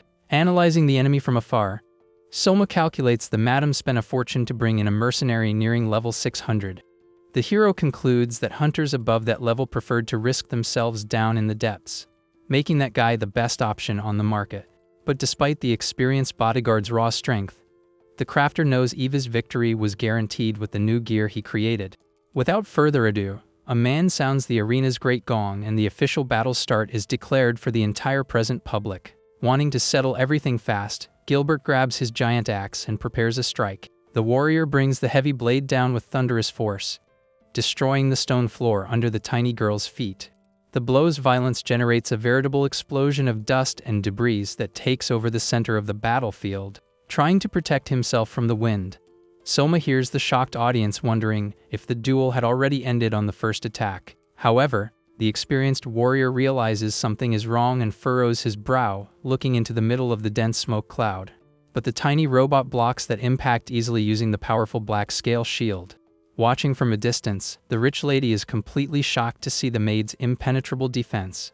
Taking advantage of the gap, Eve activates a technique through her eyes, firing a petrification wave. The big guy's eyes widen, taken by absolute surprise before that bizarre counterattack. A purple flash swallows the warrior, while the narrator warns that turning to stone, there would be an instant defeat without support. However, the experienced opponent overcomes the magic by accumulating an insane amount of energy throughout his body. Completely furious, Gilbert lets them know he already prepared and that negative effects were useless against him. Without showing frustration, the mechanical girl simply states she would then take the fight's offensive. Activating glowing flight thrusters and arm blades, she leaps high into the air at a scary speed. In a violent dive, the maid advances spinning her own body like a true saw. But the warrior reacts fast and raises his heavy sword, managing to defend the aerial attack just in time. With that, a relentless rain of swift cuts begins to hit head-on against the giant's defense. The strike's violence generates many glowing sparks, making the big guy notice his enemy suddenly vanished. Displaying absurd agility, the robot resurfaces in the air right in the opponent's blind spot. Without mercy, she lands a double cut on the warrior's back, forming a large luminous X with the blade. Watching the intense exchange from afar, the little fairy goes into total panic, fearing the worst. Soon after, the maid lands, releasing blue sparks from her body after receiving a very strong impact. The girl ends up falling to her knees on the arena floor, clearly suffering from the damage accumulated in the mechanical structure. Gilbert arrogantly warns she should give up soon if she doesn't want to be destroyed forever. Ignoring the warrior's threat, the tiny robot stands up firmly back for the fight, maintaining absolute tranquility. The crafter trusts the plan and calms his desperate little sister beside him. Down in the arena, Eve thanks the enemy's concern with much politeness, but lets him know there was no need. Our hero demonstrates much excitement and comments that the true spectacle would only start now. With that, the mechanical girl's eyes glow intensely while she initiates a new system process. Summoning an overload weapon, a colossal piece of gear in the shape of a Tyrannosaurus head appears on her arm. The big guy finds the high-tech novelty funny and agrees the real fight was going to start for good. Entering the decisive battle's mood, the warrior discards his own sword, tossing the gear far onto the ground. The tiny robot advances at high speed, pointing the giant mechanism straight in the target's direction. The big guy raises his strength to the max and summons a gigantic demonic axe exuding a red aura. Excited by the challenge, Gilbert brings down his brutal weapon with everything, wanting to test that machine's resistance. The maid raises her guard, using the new monstrous structure as a frontal shield against the lightning-fast attack. The brutal impact between the two colossal weapons generates a gigantic energy wave that sweeps the arena air. At that moment, the eye of the Tyrannosaurus mechanism lights up an intense red glow, preparing a surprise. A devastating laser is fired at point-blank range, causing a thunderous flaming explosion. Caught totally in the shock by the fire counter-attack, the warrior retreats without understanding the shot's origin. Foaming with rage at the humiliation, the big guy bellows at the top of his lungs, charging back at the tiny robot. However, Eve simply slides through the battlefield, dodging the heavy axe with absurd lightness. Confident, Gilbert brags, saying that gear was a masterpiece made by his own wealthy mistress. The mechanical girl rebate the provocation coldly, guaranteeing that losing while using the crafter's creation would be impossible. With that, the machine advances aggressively, sinking the giant high-tech structure straight into the opponent's chest. The warrior suffers the blow, grumbling in pain, while his boss watches from the front row, biting her nails in desperation. The big guy goes into shock upon noticing the defense fragments flying and questions how the unbreakable armor gave way. Doing a stylish backflip, the maid explains our hero already foresaw the poison cancellation. The tiny one details that metallic Tyrannosaurus mouth was precisely focused on totally destroying defenses. Landing with great tranquility, the machine apologizes in advance, alleging the ending would be a bit disappointing. The robot warns the opponent would do the publicity by slamming his metallic head against the arena floor. Taking advantage of the enemy armor's complete absence, Eve fires the petrification wave once more. The blonde madam freezes in the bleachers with a completely terrified face before her own financial failure. The entire audience in the gigantic Roman arena remains in absolute silence, trying to process that crazy turnaround. The announcer goes wild, narrating the shocking turnaround while the big guy ends up transformed into a stone statue. The tiny maid waves to the crazed crowd after being declared the grand winner of that dangerous duel. Hitting the table with much frustration, the rich lady hears the narrator exalt how the world's worst class conquered immense glory. The crafter runs through the arena, ignoring any safety rules to rescue his brilliant champion. Very proud of the work, the boy approaches with an expression of total relief and comfort. The fairy flies happy as can be, hugging her metal friend who displays a confident posture celebrating the mission's success. Time moves forward, and the scene shifts to a beautiful sunny morning outside the big city's peaceful houses. Soma confirms to the fairy that all those dozens of holographic notifications on the screen were accumulated forging requests. Super excited, the little sister celebrates that the public finally recognized the true utility of his talent. Eve resurfaces bringing a tray of hot tea and comments that the most important thing truly was the financial leap in local sales. Totally red with shame, the maid calls the boy older brother for the first time, leaving him quite embarrassed. The robot considers working until her arms fall off from fatigue to pay the moral debt, but he snaps, totally rejecting the idea. Our hero freezes listening to the two girls talk, wanting only to flee that sentimental tension. Crying with happiness, the blue fairy expresses immense gratitude to her companion for the colossal effort in the arena. The crafter and his new representative stay paying close attention to the little one's extremely sincere declaration. Bowing her head formally, the mechanical girl reassures the siblings, pointing out she only did her natural duty. Suddenly, a giant holographic warning appears in the air, catching the group's attention regarding pending negotiations. Maintaining his seriousness, Soma clarifies it was a completion receipt from the city's exclusive auction. The boy remembers the scene of glory and states he listed various rare gear pieces, imagining the marketing would bring a return. Very curious about the guaranteed money, the crafter clicks the message, desperate to see the auction's big winner. The system details the data for each black shield and newly forged legendary armor that had found an owner. The panel reveals that that whole giant lot of equipment had been aggressively snapped up by the blonde madam. Our hero lets out a laugh, deducing she torched fortunes just to try and maintain her own collection's monopoly. Observing the boy laugh hysterically with the money, the girl duo just stares at him with deep boredom. Appreciating the view of the wealthy village, the young man admits loving the millionaire's stupidity and decides to focus only on increasing the clientele. A long financial record calculates the new sales, indicating the team still needed to gather nearly 89 million. Frustrated, a mage walks through a dark alley, grumbling indignantly at the situation. Staring at an auction hologram, he confirms the exclusive buyer was the blonde madam and recognizes our hero from before. The mage hits the panel furious for having lost his goons and questions why only that rookie was doing well. Just then, a mysterious hooded figure emerges from the shadows, noticing Wizard Ignis's irritation. The stranger extends a hand and offers enough power for him to go toe-to-toe against Soma, should he accept the help. Surprised for having been called by his own name, the mage ignores that detail immediately after. Regaining confidence, he demands to receive that power right away, threatening the stranger should it be some prank. Without any prior warning, a glowing magic dagger is driven with everything into the wizard's chest. The sudden impact makes the guy spit while trying to understand what just happened. Desperate, he questions who that fellow was, but the hooded man only asks him to accept the gift. The magic blade sinks even further, releasing a dark energy that rips a scream from the guy. Far from there, the boy evaluates his funds and concludes the 10 million accumulated are still very far from the big goal. Because of that, he decides to put the next step into practice, while the robot confirms she was already aware of the plan. With that, the group walks through the city, stopping in front of a large building to initiate negotiations. Opening the door with great determination, our hero mentions he had been wanting to do this for a long time. Entering the establishment, the boy is received formally by a real estate agent who already awaited his arrival. The man confirms the visit would be to evaluate a rental shop, and the crafter mentions he would take the decision after looking at everything. That huge place functioned as a mechanic of the labyrinth itself, allowing adventurers to rent spaces to sell their items. The game's automatic system would take care of all financial transactions and general management, making life easier for owners.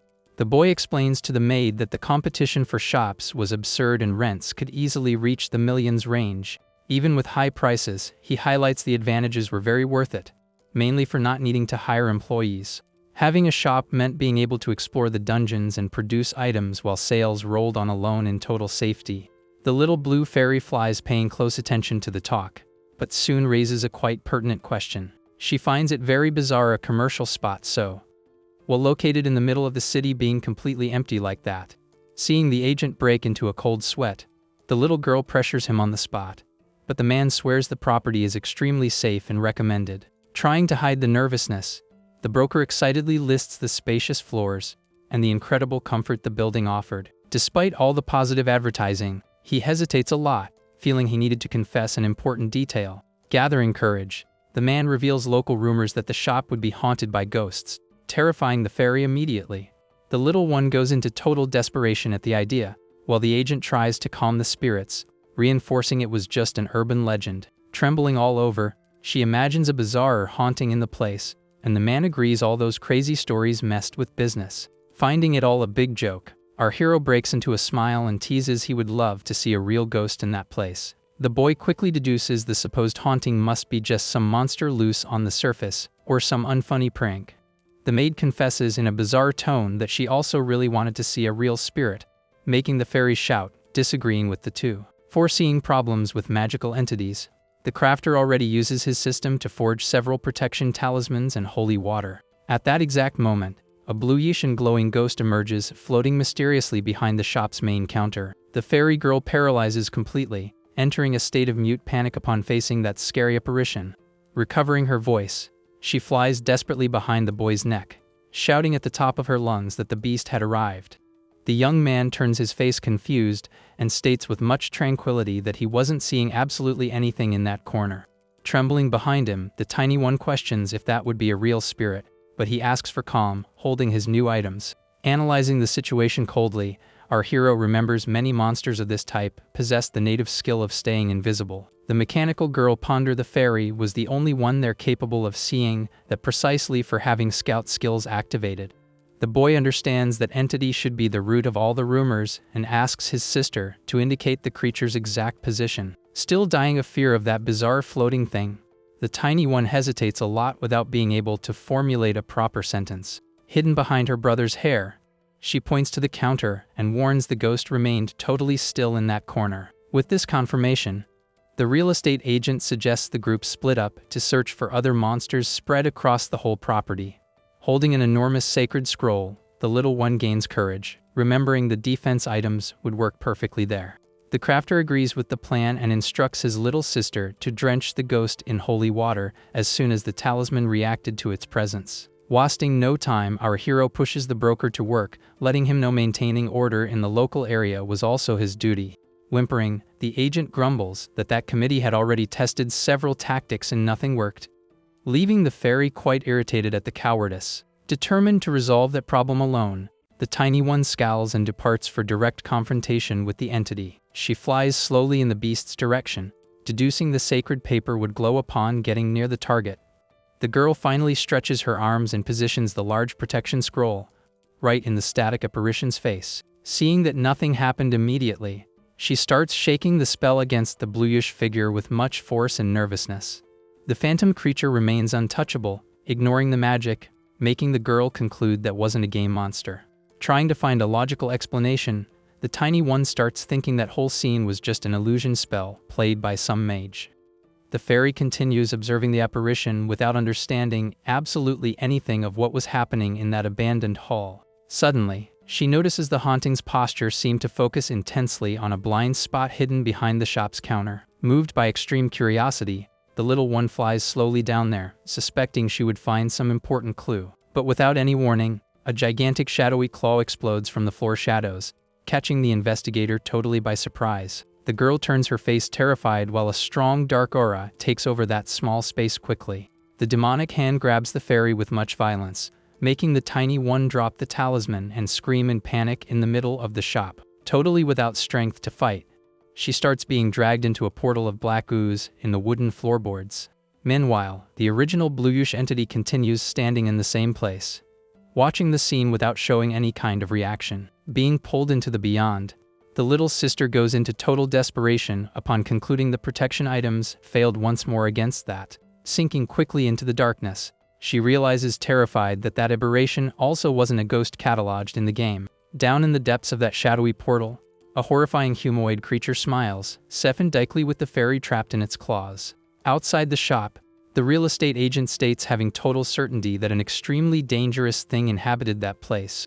Descending the stairs calmly, the boy defends his little sister's character, guaranteeing she would never invent a lie. With the talismans in hand, the crafter adopts an analytical strategy and lets them know they needed to test every hypothesis to reveal the enemy. Walking pensive, our hero discards the existence of real spirits, remembering with sadness his past without parents. Regaining spirit quickly, he decides to focus on that dungeon's practical problems and finally calls for his exploration companion. However, the perturbing silence dominates the bottom floor, making the young man question the girl's absence with much concern. Back in the darkened dimension, the tiny fairy contorts in shock upon confirming up close that monster's true dark nature. Desperate, she recognizes the giant creature's ghastly face and warns the beast was actually a very rare darkness-type spirit. Completely crushed in the monster's hands, the girl understands perfectly the reason no exorcist spell worked on the counter. Prezo na escuridão. The tiny fairy laments that the outside light can push away the shadows, but being in there she can't do absolutely anything. Crying desperate, she mentally implores for her older brother to notice her disappearance and come rescue her. With that, she remembers a childhood secret she never told anyone. Back when she met Soma, the little girl felt much fear and anxiety. Being very young, the girl couldn't properly understand the reason her parents' friend's son had gone to live in the same house. The girl tried to be good in front of everyone, but deep down she felt her family and her home were being taken. Because of that, the tiny one ended up getting lost one day in a place that went completely dark. Kneeling on the ground, crying hard, the little girl truly believed she would pass there that way. However, the young boy appeared holding a lantern and calling for her in the middle of the pitch black. The tiny one confesses her older brother went looking for her, and that she would never forget that day for the rest of her life. Back in the present, the dark ceiling is violently torn by a spear of pure light, catching the monster by surprise. The shadowy creature lets out a bizarre scream of pain, while the fairy follows the attack impressed. With hope renewed, she displays immense happiness. Taking advantage that the monster was being crushed by magic, the tiny one flies with everything upward, shouting for her brother. The girl rises quickly toward the lit hole from where the powerful attack was fired. As soon as she reaches the surface, the little sister squishes her face against the crafter's chest, who receives her holding his glowing cube. Agarata no rapaz, the tiny fairy breaks into tears, thanking the heavens for being safe.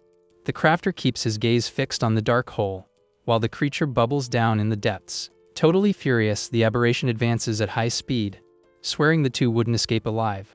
Without hesitating, our hero prepares his new glowing gear and fires a blow against the target. The light punch's impact hits the spirit with a crushing force, lighting up the entire shop. Kneeling on the floor with his weapon driven into the wood, The boy warns the beast chose the wrong opponent, and tells it to vanish. The glowing energy disintegrates the shadowy monster completely in an instant. Impressionado, the real estate agent applauds and praises the young man's capability to discover the enemy's true identity.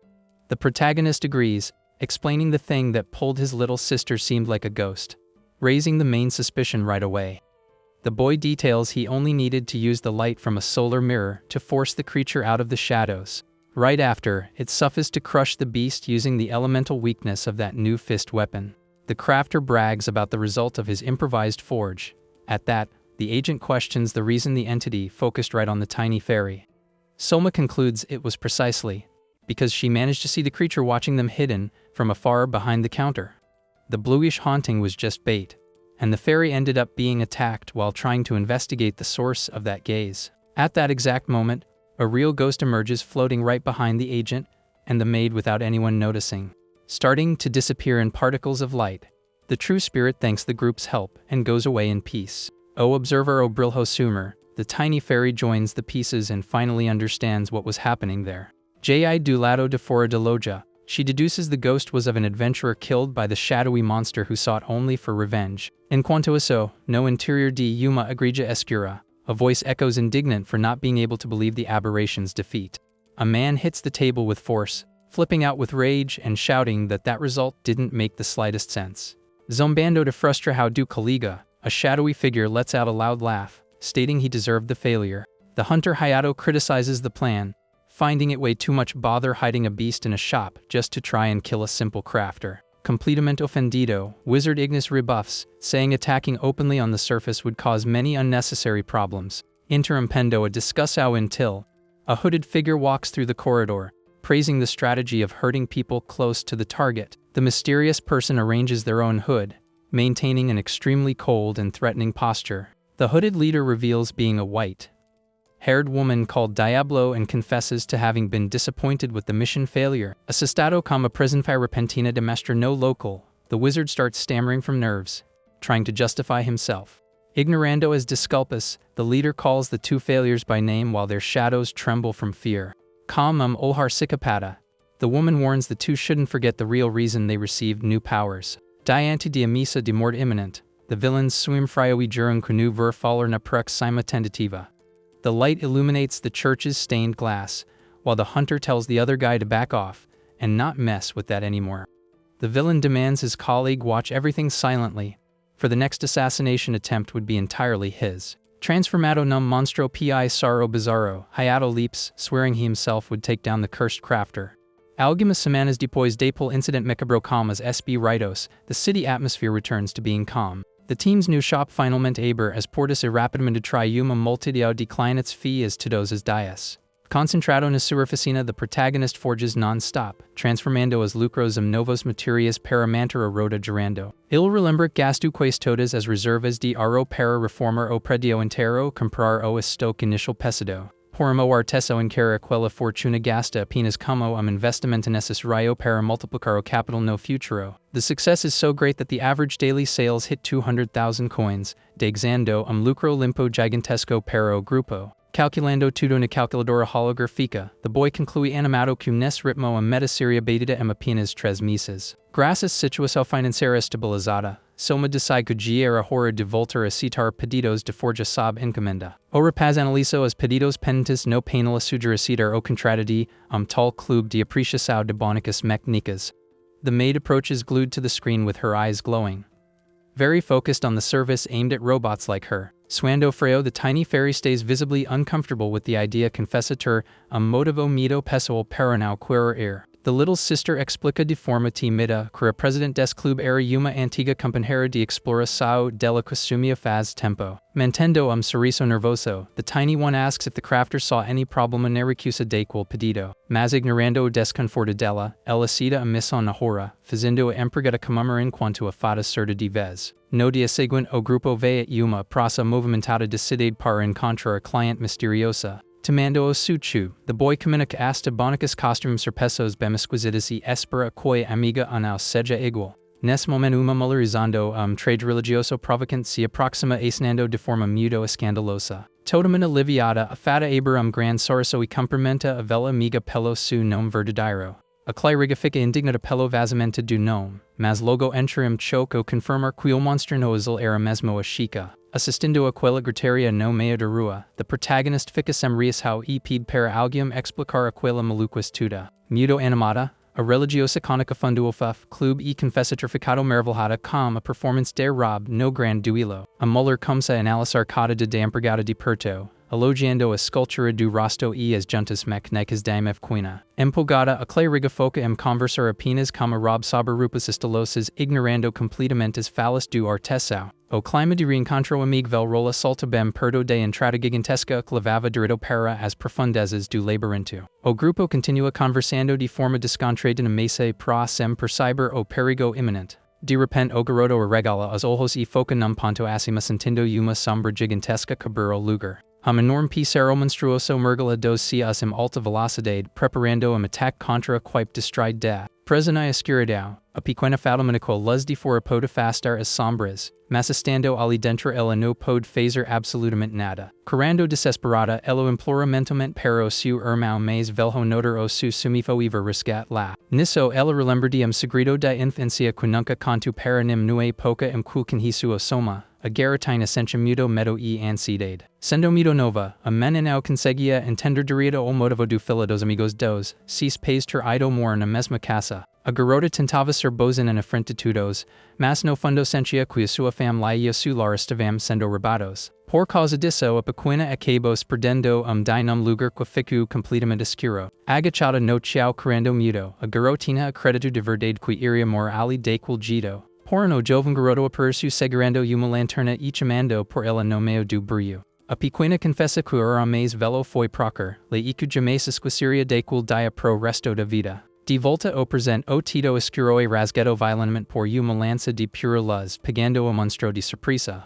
A criatura sombria solta grito bizarro de dor enquanto a fada acompanha o ataque impressionada. Como esperança renovada, ela demonstra uma felicidade imensa. Aproveitando que o monstro estava sendo asmado pela magia elida, a pequena voz com tudo para cima gritando pelo mal. A garota sob rapidamente dire o buraco iluminado de onde o ataque poderoso foi disparado. Assim que alcança a superfície, a irmos in esmago o rosto no pita do artesão que recebe sagrando a su cubo brilhante. Agarrado no rapaz, a pequena fada se debula lágrimas agradecendo aos cias por estar a salvo. O artesão mantém olhar fixo no buraco escuro enquanto a criatura borbulha no fundo. Totalmente furiosa e baraçao avança em alta velocidade gerando que os dois não iam escapar vivas. Sem hesitar, o protagonista prepara o seu novo equipamento luminoso e dispara golpe direto contra o alvo. O impacto do soco de luz inespirado com uma força esmagadora iluminando toda a loja. Agachado no chão como sua arma fincada na madeira, o garoto avisa que o bico escolhiu o ponente errado e manda el sumir. A energia brilhante desintegra o monstro sombrio por completo num instante. Impressionado o corredor imobile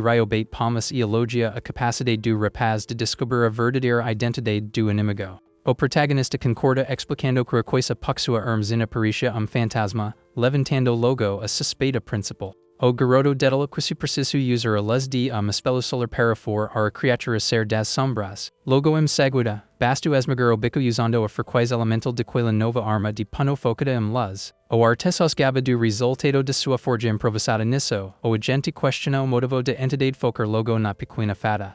O soma conclui foi justamente porque ela conseguiu enxergar a criatura as observando escondida de longe atrás do balcão. A assombração azulada era apenas uma isca e a fada acabou sendo atacada ao tentar investigar a origem daquele olhar perigoso. Nesse exato momento, fantasma de verdade surge flutuando logo atrás do agente e da empregada sem nenhum perceber. Começando a desaparecer partículas de luz o verdadeiro espírito agradece a ajuda do grupo vai embora em paz. O observer o brilho sumir, a pequena fada junta as pés as a finalmente entendo que estava acontecendo ali. J.I. do lado de fora da loja, ela deduz que o fantasma era de aventureiro morto pelo monstro sombrio buscava apenas por vingança. Enquanto isso, no interior de uma igreja escura, a voice echoes indignant for not being able to believe the aberration's defeat. A man hits the table with force, flipping out with rage and shouting that result didn't make the slightest sense. Zombando da frustração do colega, a shadowy figure lets out a loud laugh, stating he deserved the failure. O caçador hayato critica o plano achando mira en rola how esconder bico numelogiso paratentermatter simples artisao. Completamente defendido o mago ignis rebate dizendo que atacar aburdamente na superficie casaria mudos problemas desnecessários. Interrompendo a discussão until, a figura incapazada camina pelo corredor elogiando a strategida machucas pesos preoximas do alvo. A peso misteriosa jada o preo capas mantendo uma postura extremamente fria e ameaçadora. A líder encapuzada revela ser uma mulher de cabelos brancos camada diablo e confessa ter ficado decepcionada como falana missão. Assustado como a presença repentina da mestre no local, o feiticeiro começa a gaguejar de nervosismo tentando se justificar. Ignorando as desculpas, a líder chama os dois fracassados pelo nome enquanto as sombras delas tremem de medo. Como a mulher psicopada mulher avisa que os dois não deveriam esquecer do real motivo de terem recebido poderes novos. Diante da ameaça de morte iminente, os villas sumfrio e gerum quando não vão falar na próxima tentativa. A luz ilumina o vetral da igreja enquanto o caçador manda omego until recura não se meter mais naquilo. O vil exige que o colega assista tudo calado, pois a próxima tentativa de assassinato seria totalmente del. Transformado num monstro pisero bizarro, o hayato salta gerando que ele mesmo iria acabar como maldito artesão. Algumas semanas depois daquele incidente macabro como os espíritos, o clima na cidade volta a ficar como. A nova loja de equip finalmente abre as portas rapidamente atrai uma multidão de clientes via todos os dias. Concentrado na sua oficina, o protagonista forja-se para transformando os lucros em novas matérias para manter a roda girando.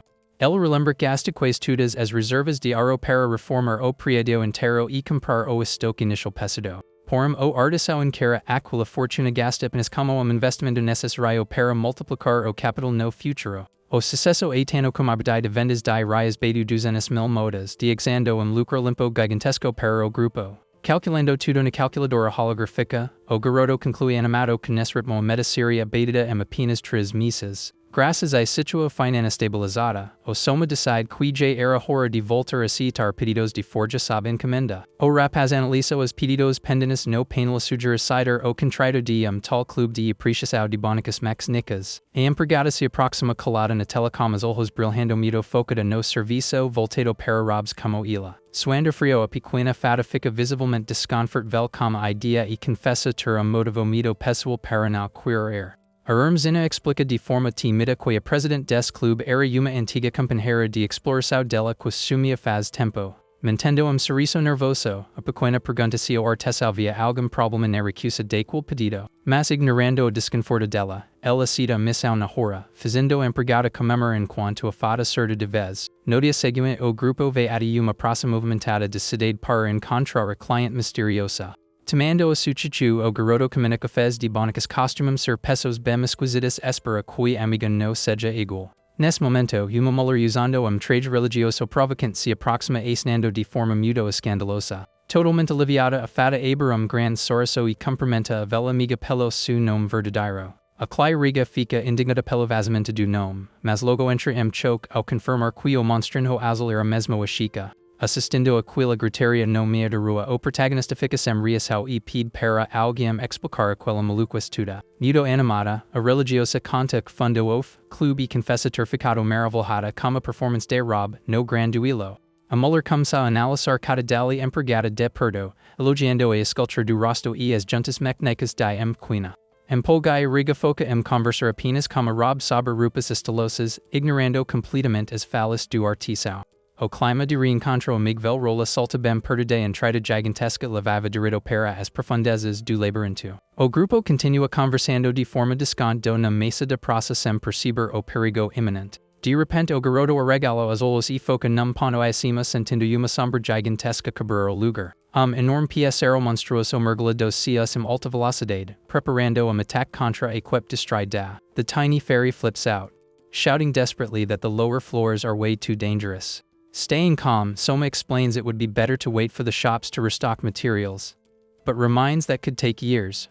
Curious with her desperation, the robot girl questions if these deeper floors are truly so risky. Trembling with fear, the little sister warns the place is infested with mutant dragons, and only experienced adventurers survive there. However, the protagonist focuses on the rewards, knowing materials from there yield weapons worth millions of coins.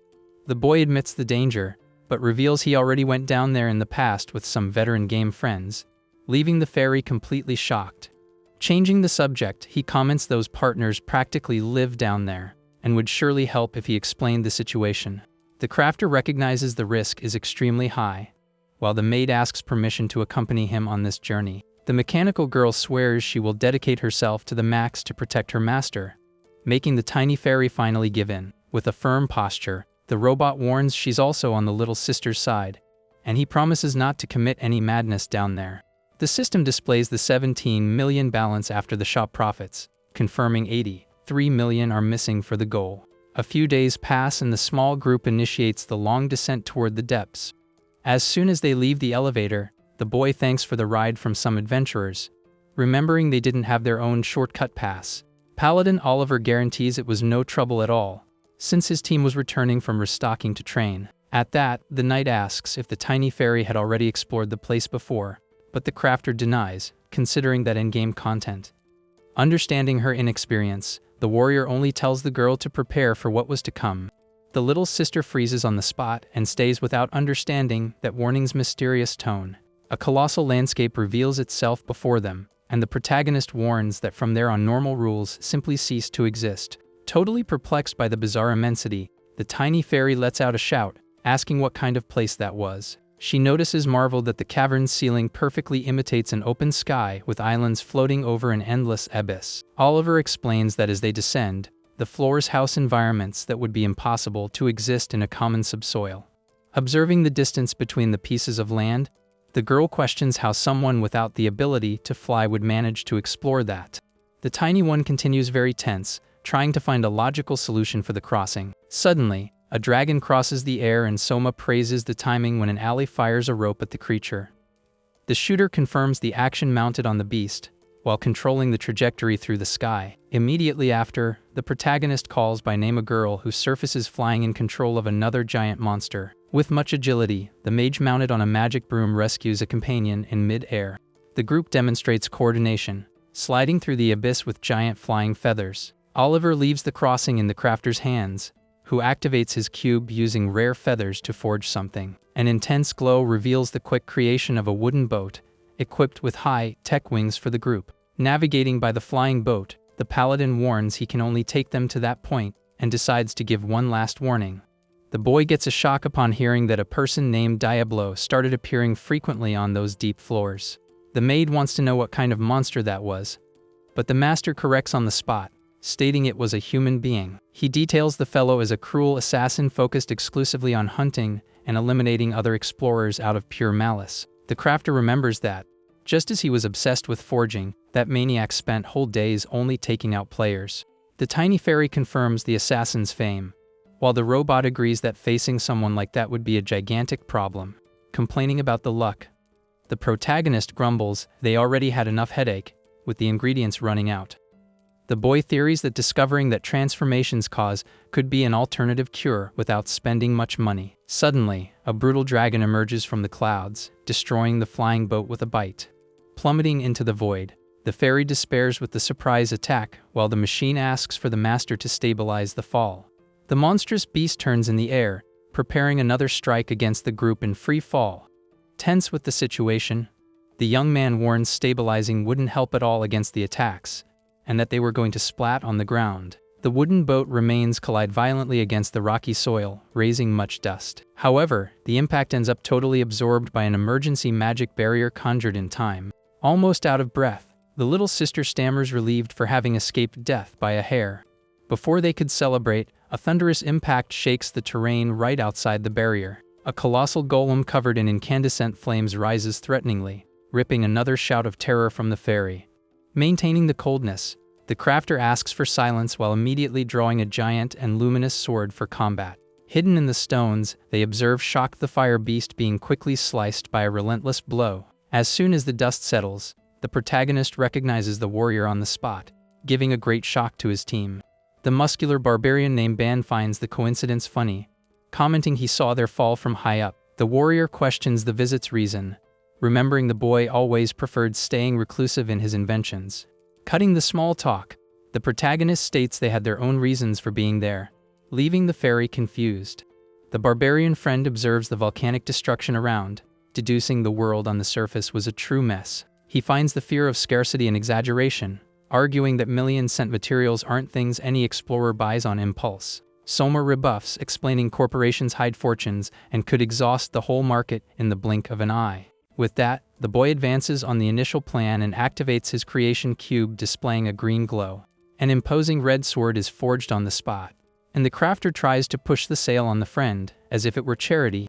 The warrior turns his face laughing, not at all surprised by that sales tactic rolling in the middle of such a place. Displaying his gear, the barbarian refuses the offer, remembering he only fights with brutal axes and had no interest in that. The friend explains that veterans from there already use legendary equipment, but the young man grumbles that it was still better than selling on the surface. Giving a piece of advice, the barbarian suggests the boy needed an advertisement to attract customers.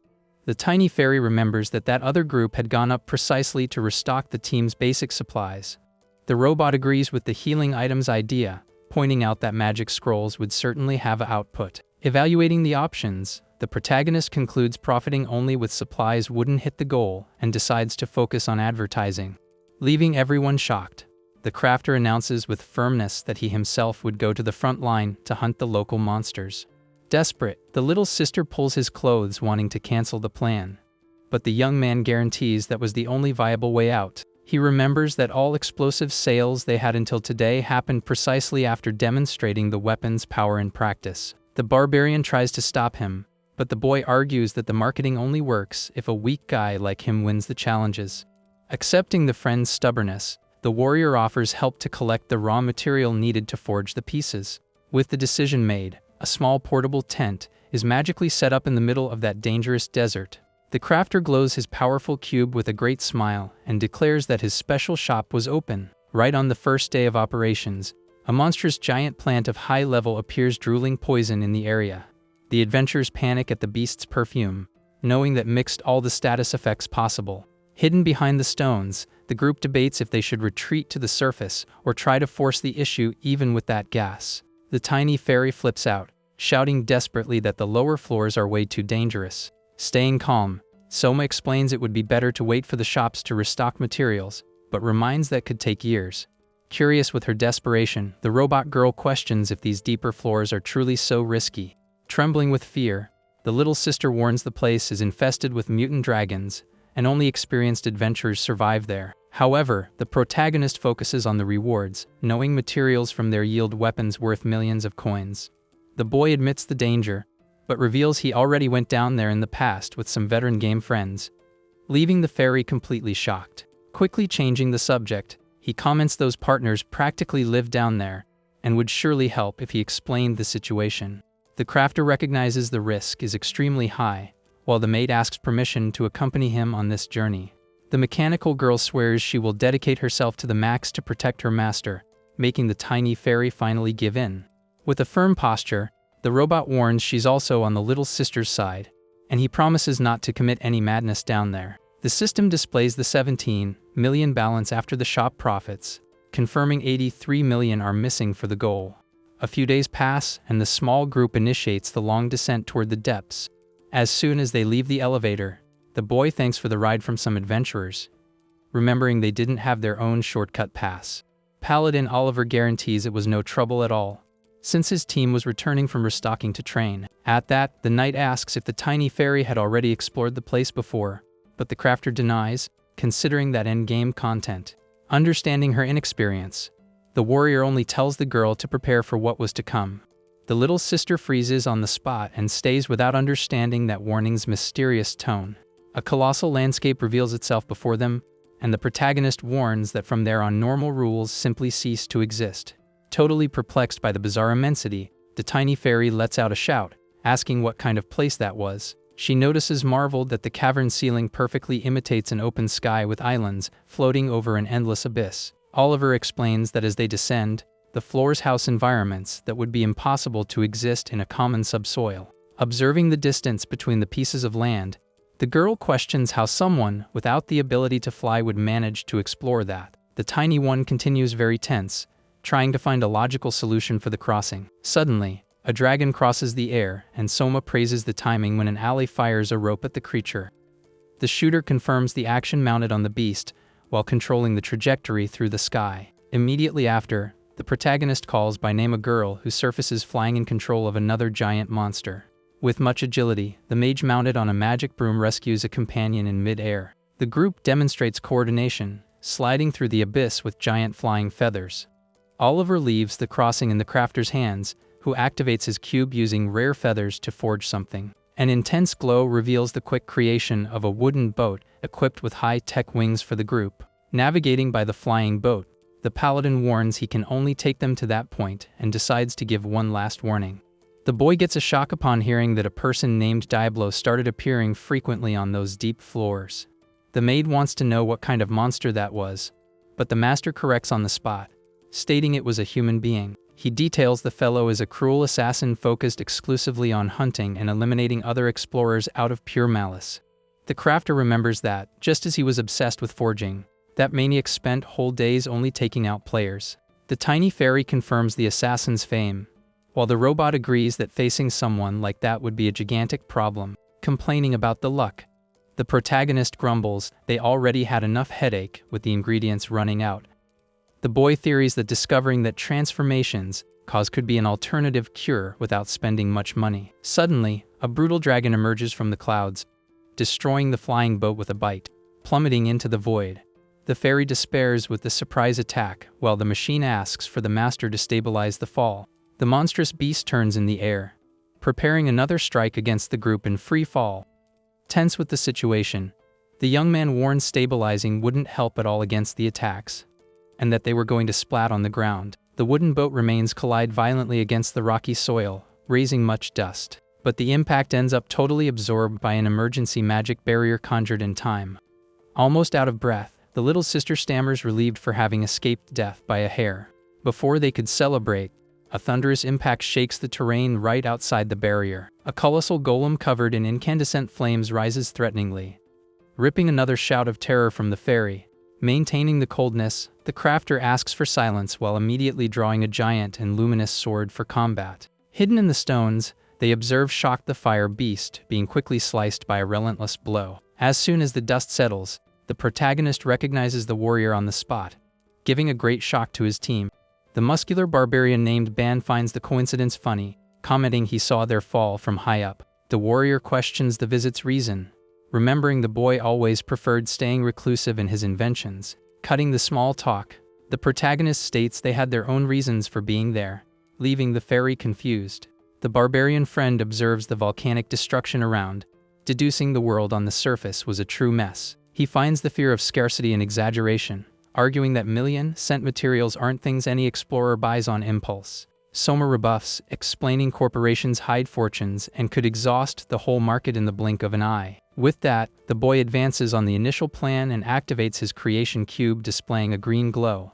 An imposing red sword is forged on the spot, and the crafter tries to push the sale on the friend as if it were charity. The warrior turns his face laughing, not at all surprised by that sales tactic rolling in the middle of such a place. Displaying his gear, the barbarian refuses the offer, remembering he only fights with brutal axes and had no interest in that. The friend explains that veterans from there already use legendary equipment, but the young man grumbles that it was still better than selling on the surface. Giving a piece of advice, the barbarian suggests the boy needed an advertisement to attract customers.